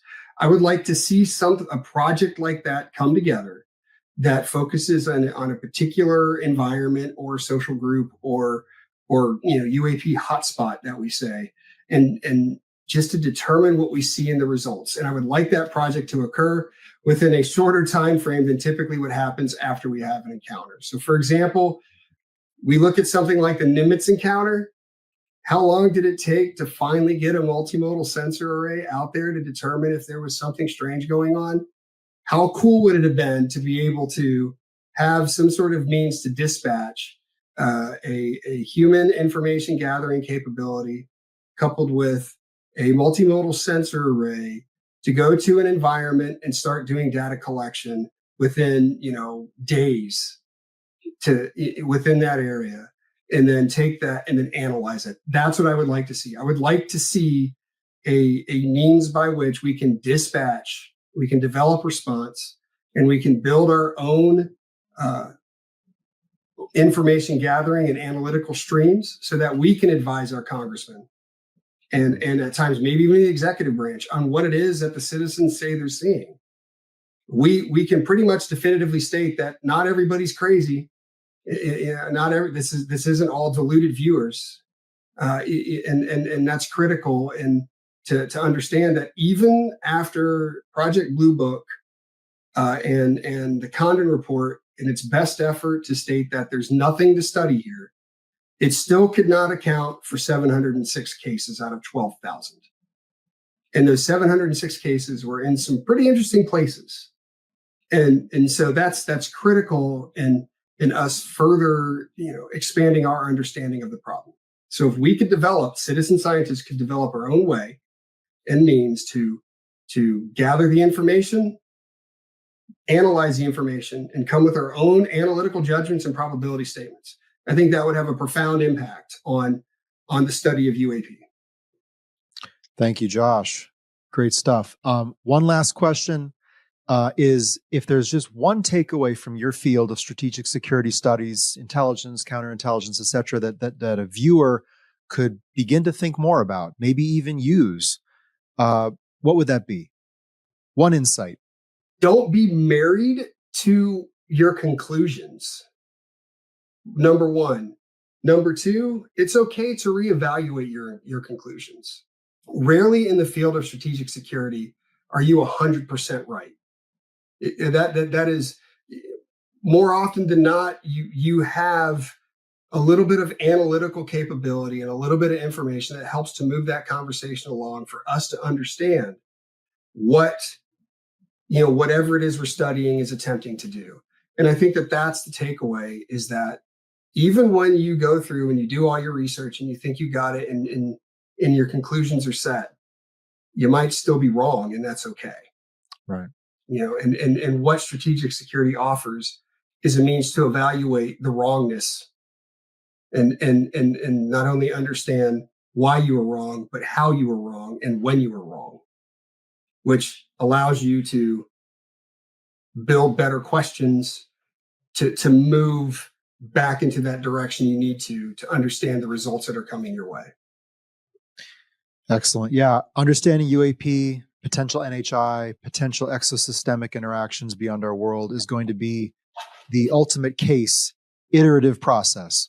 Yep. It is not a determined, conclusive, hey, we finally figured it out. It is a journey. It is our human journey, and it's going to take postulation, data collection, revision of postulation, rehypothesizing, breaking down, building back up again. It's going to be messy, confusing. It's a process. You said it best there. It's an iterative process. Strategic security is an iterative process. Yeah. There's no set means that works every time. But that's the thing about intelligence and strategic security and protection management, is that it's all iterative processes. Sometimes you improve. Sometimes you got to go back and redo to get to improvement. And all you're really looking to do is to better understand the problem that you have in front of you. Well, let us be this. Let this be our commitment. The commitment to the process itself, not the product, not the belief, but behaving in ways that will give us greater and greater insight over time, as challenging as that might be. So, Josh, thank you so much for being on Emergent. It's a pleasure having this conversation. First of many, I think this is going to be an ongoing conversation as we deploy our best frameworks for response-driven analysis and decision-making to the UAP NHI topic. And it's a pleasure to have a true professional, a career operative in the world of information gathering and assessment formation on the show. I think humanity needs you and others like you. So thank you so much for being here. Appreciate your time, Reed, and thank you for all the work you're doing in the field. It's really moving the conversation in the direction that it needs to go. And I appreciate we all take risks, no matter how we want to couch it. It's all risk, evaluation, risk mitigation. I appreciate the risk you're taking and coming forward and having this conversation as well. Looking forward to many more. Good. Thank you, Josh. Pleasure. And for those who want to learn more about Josh's work, I have up on screen here the link to his presentation at the 2024 Scientific Coalition for UAP Studies conference, as well as his slides in that presentation. Also have a link here to his doctoral dissertation, Detectable Signatures of UAP, Building an Intelligence Picture of Capabilities through Structured Analytic Techniques. And then finally, a link to his LinkedIn account if you'd like to reach out to Josh. This was a great show, great conversation. I look forward to so much more. I will be continuing to examine the application of our broad human knowledge base of academic and operational disciplines to the enigma of UAP and a potential NHI.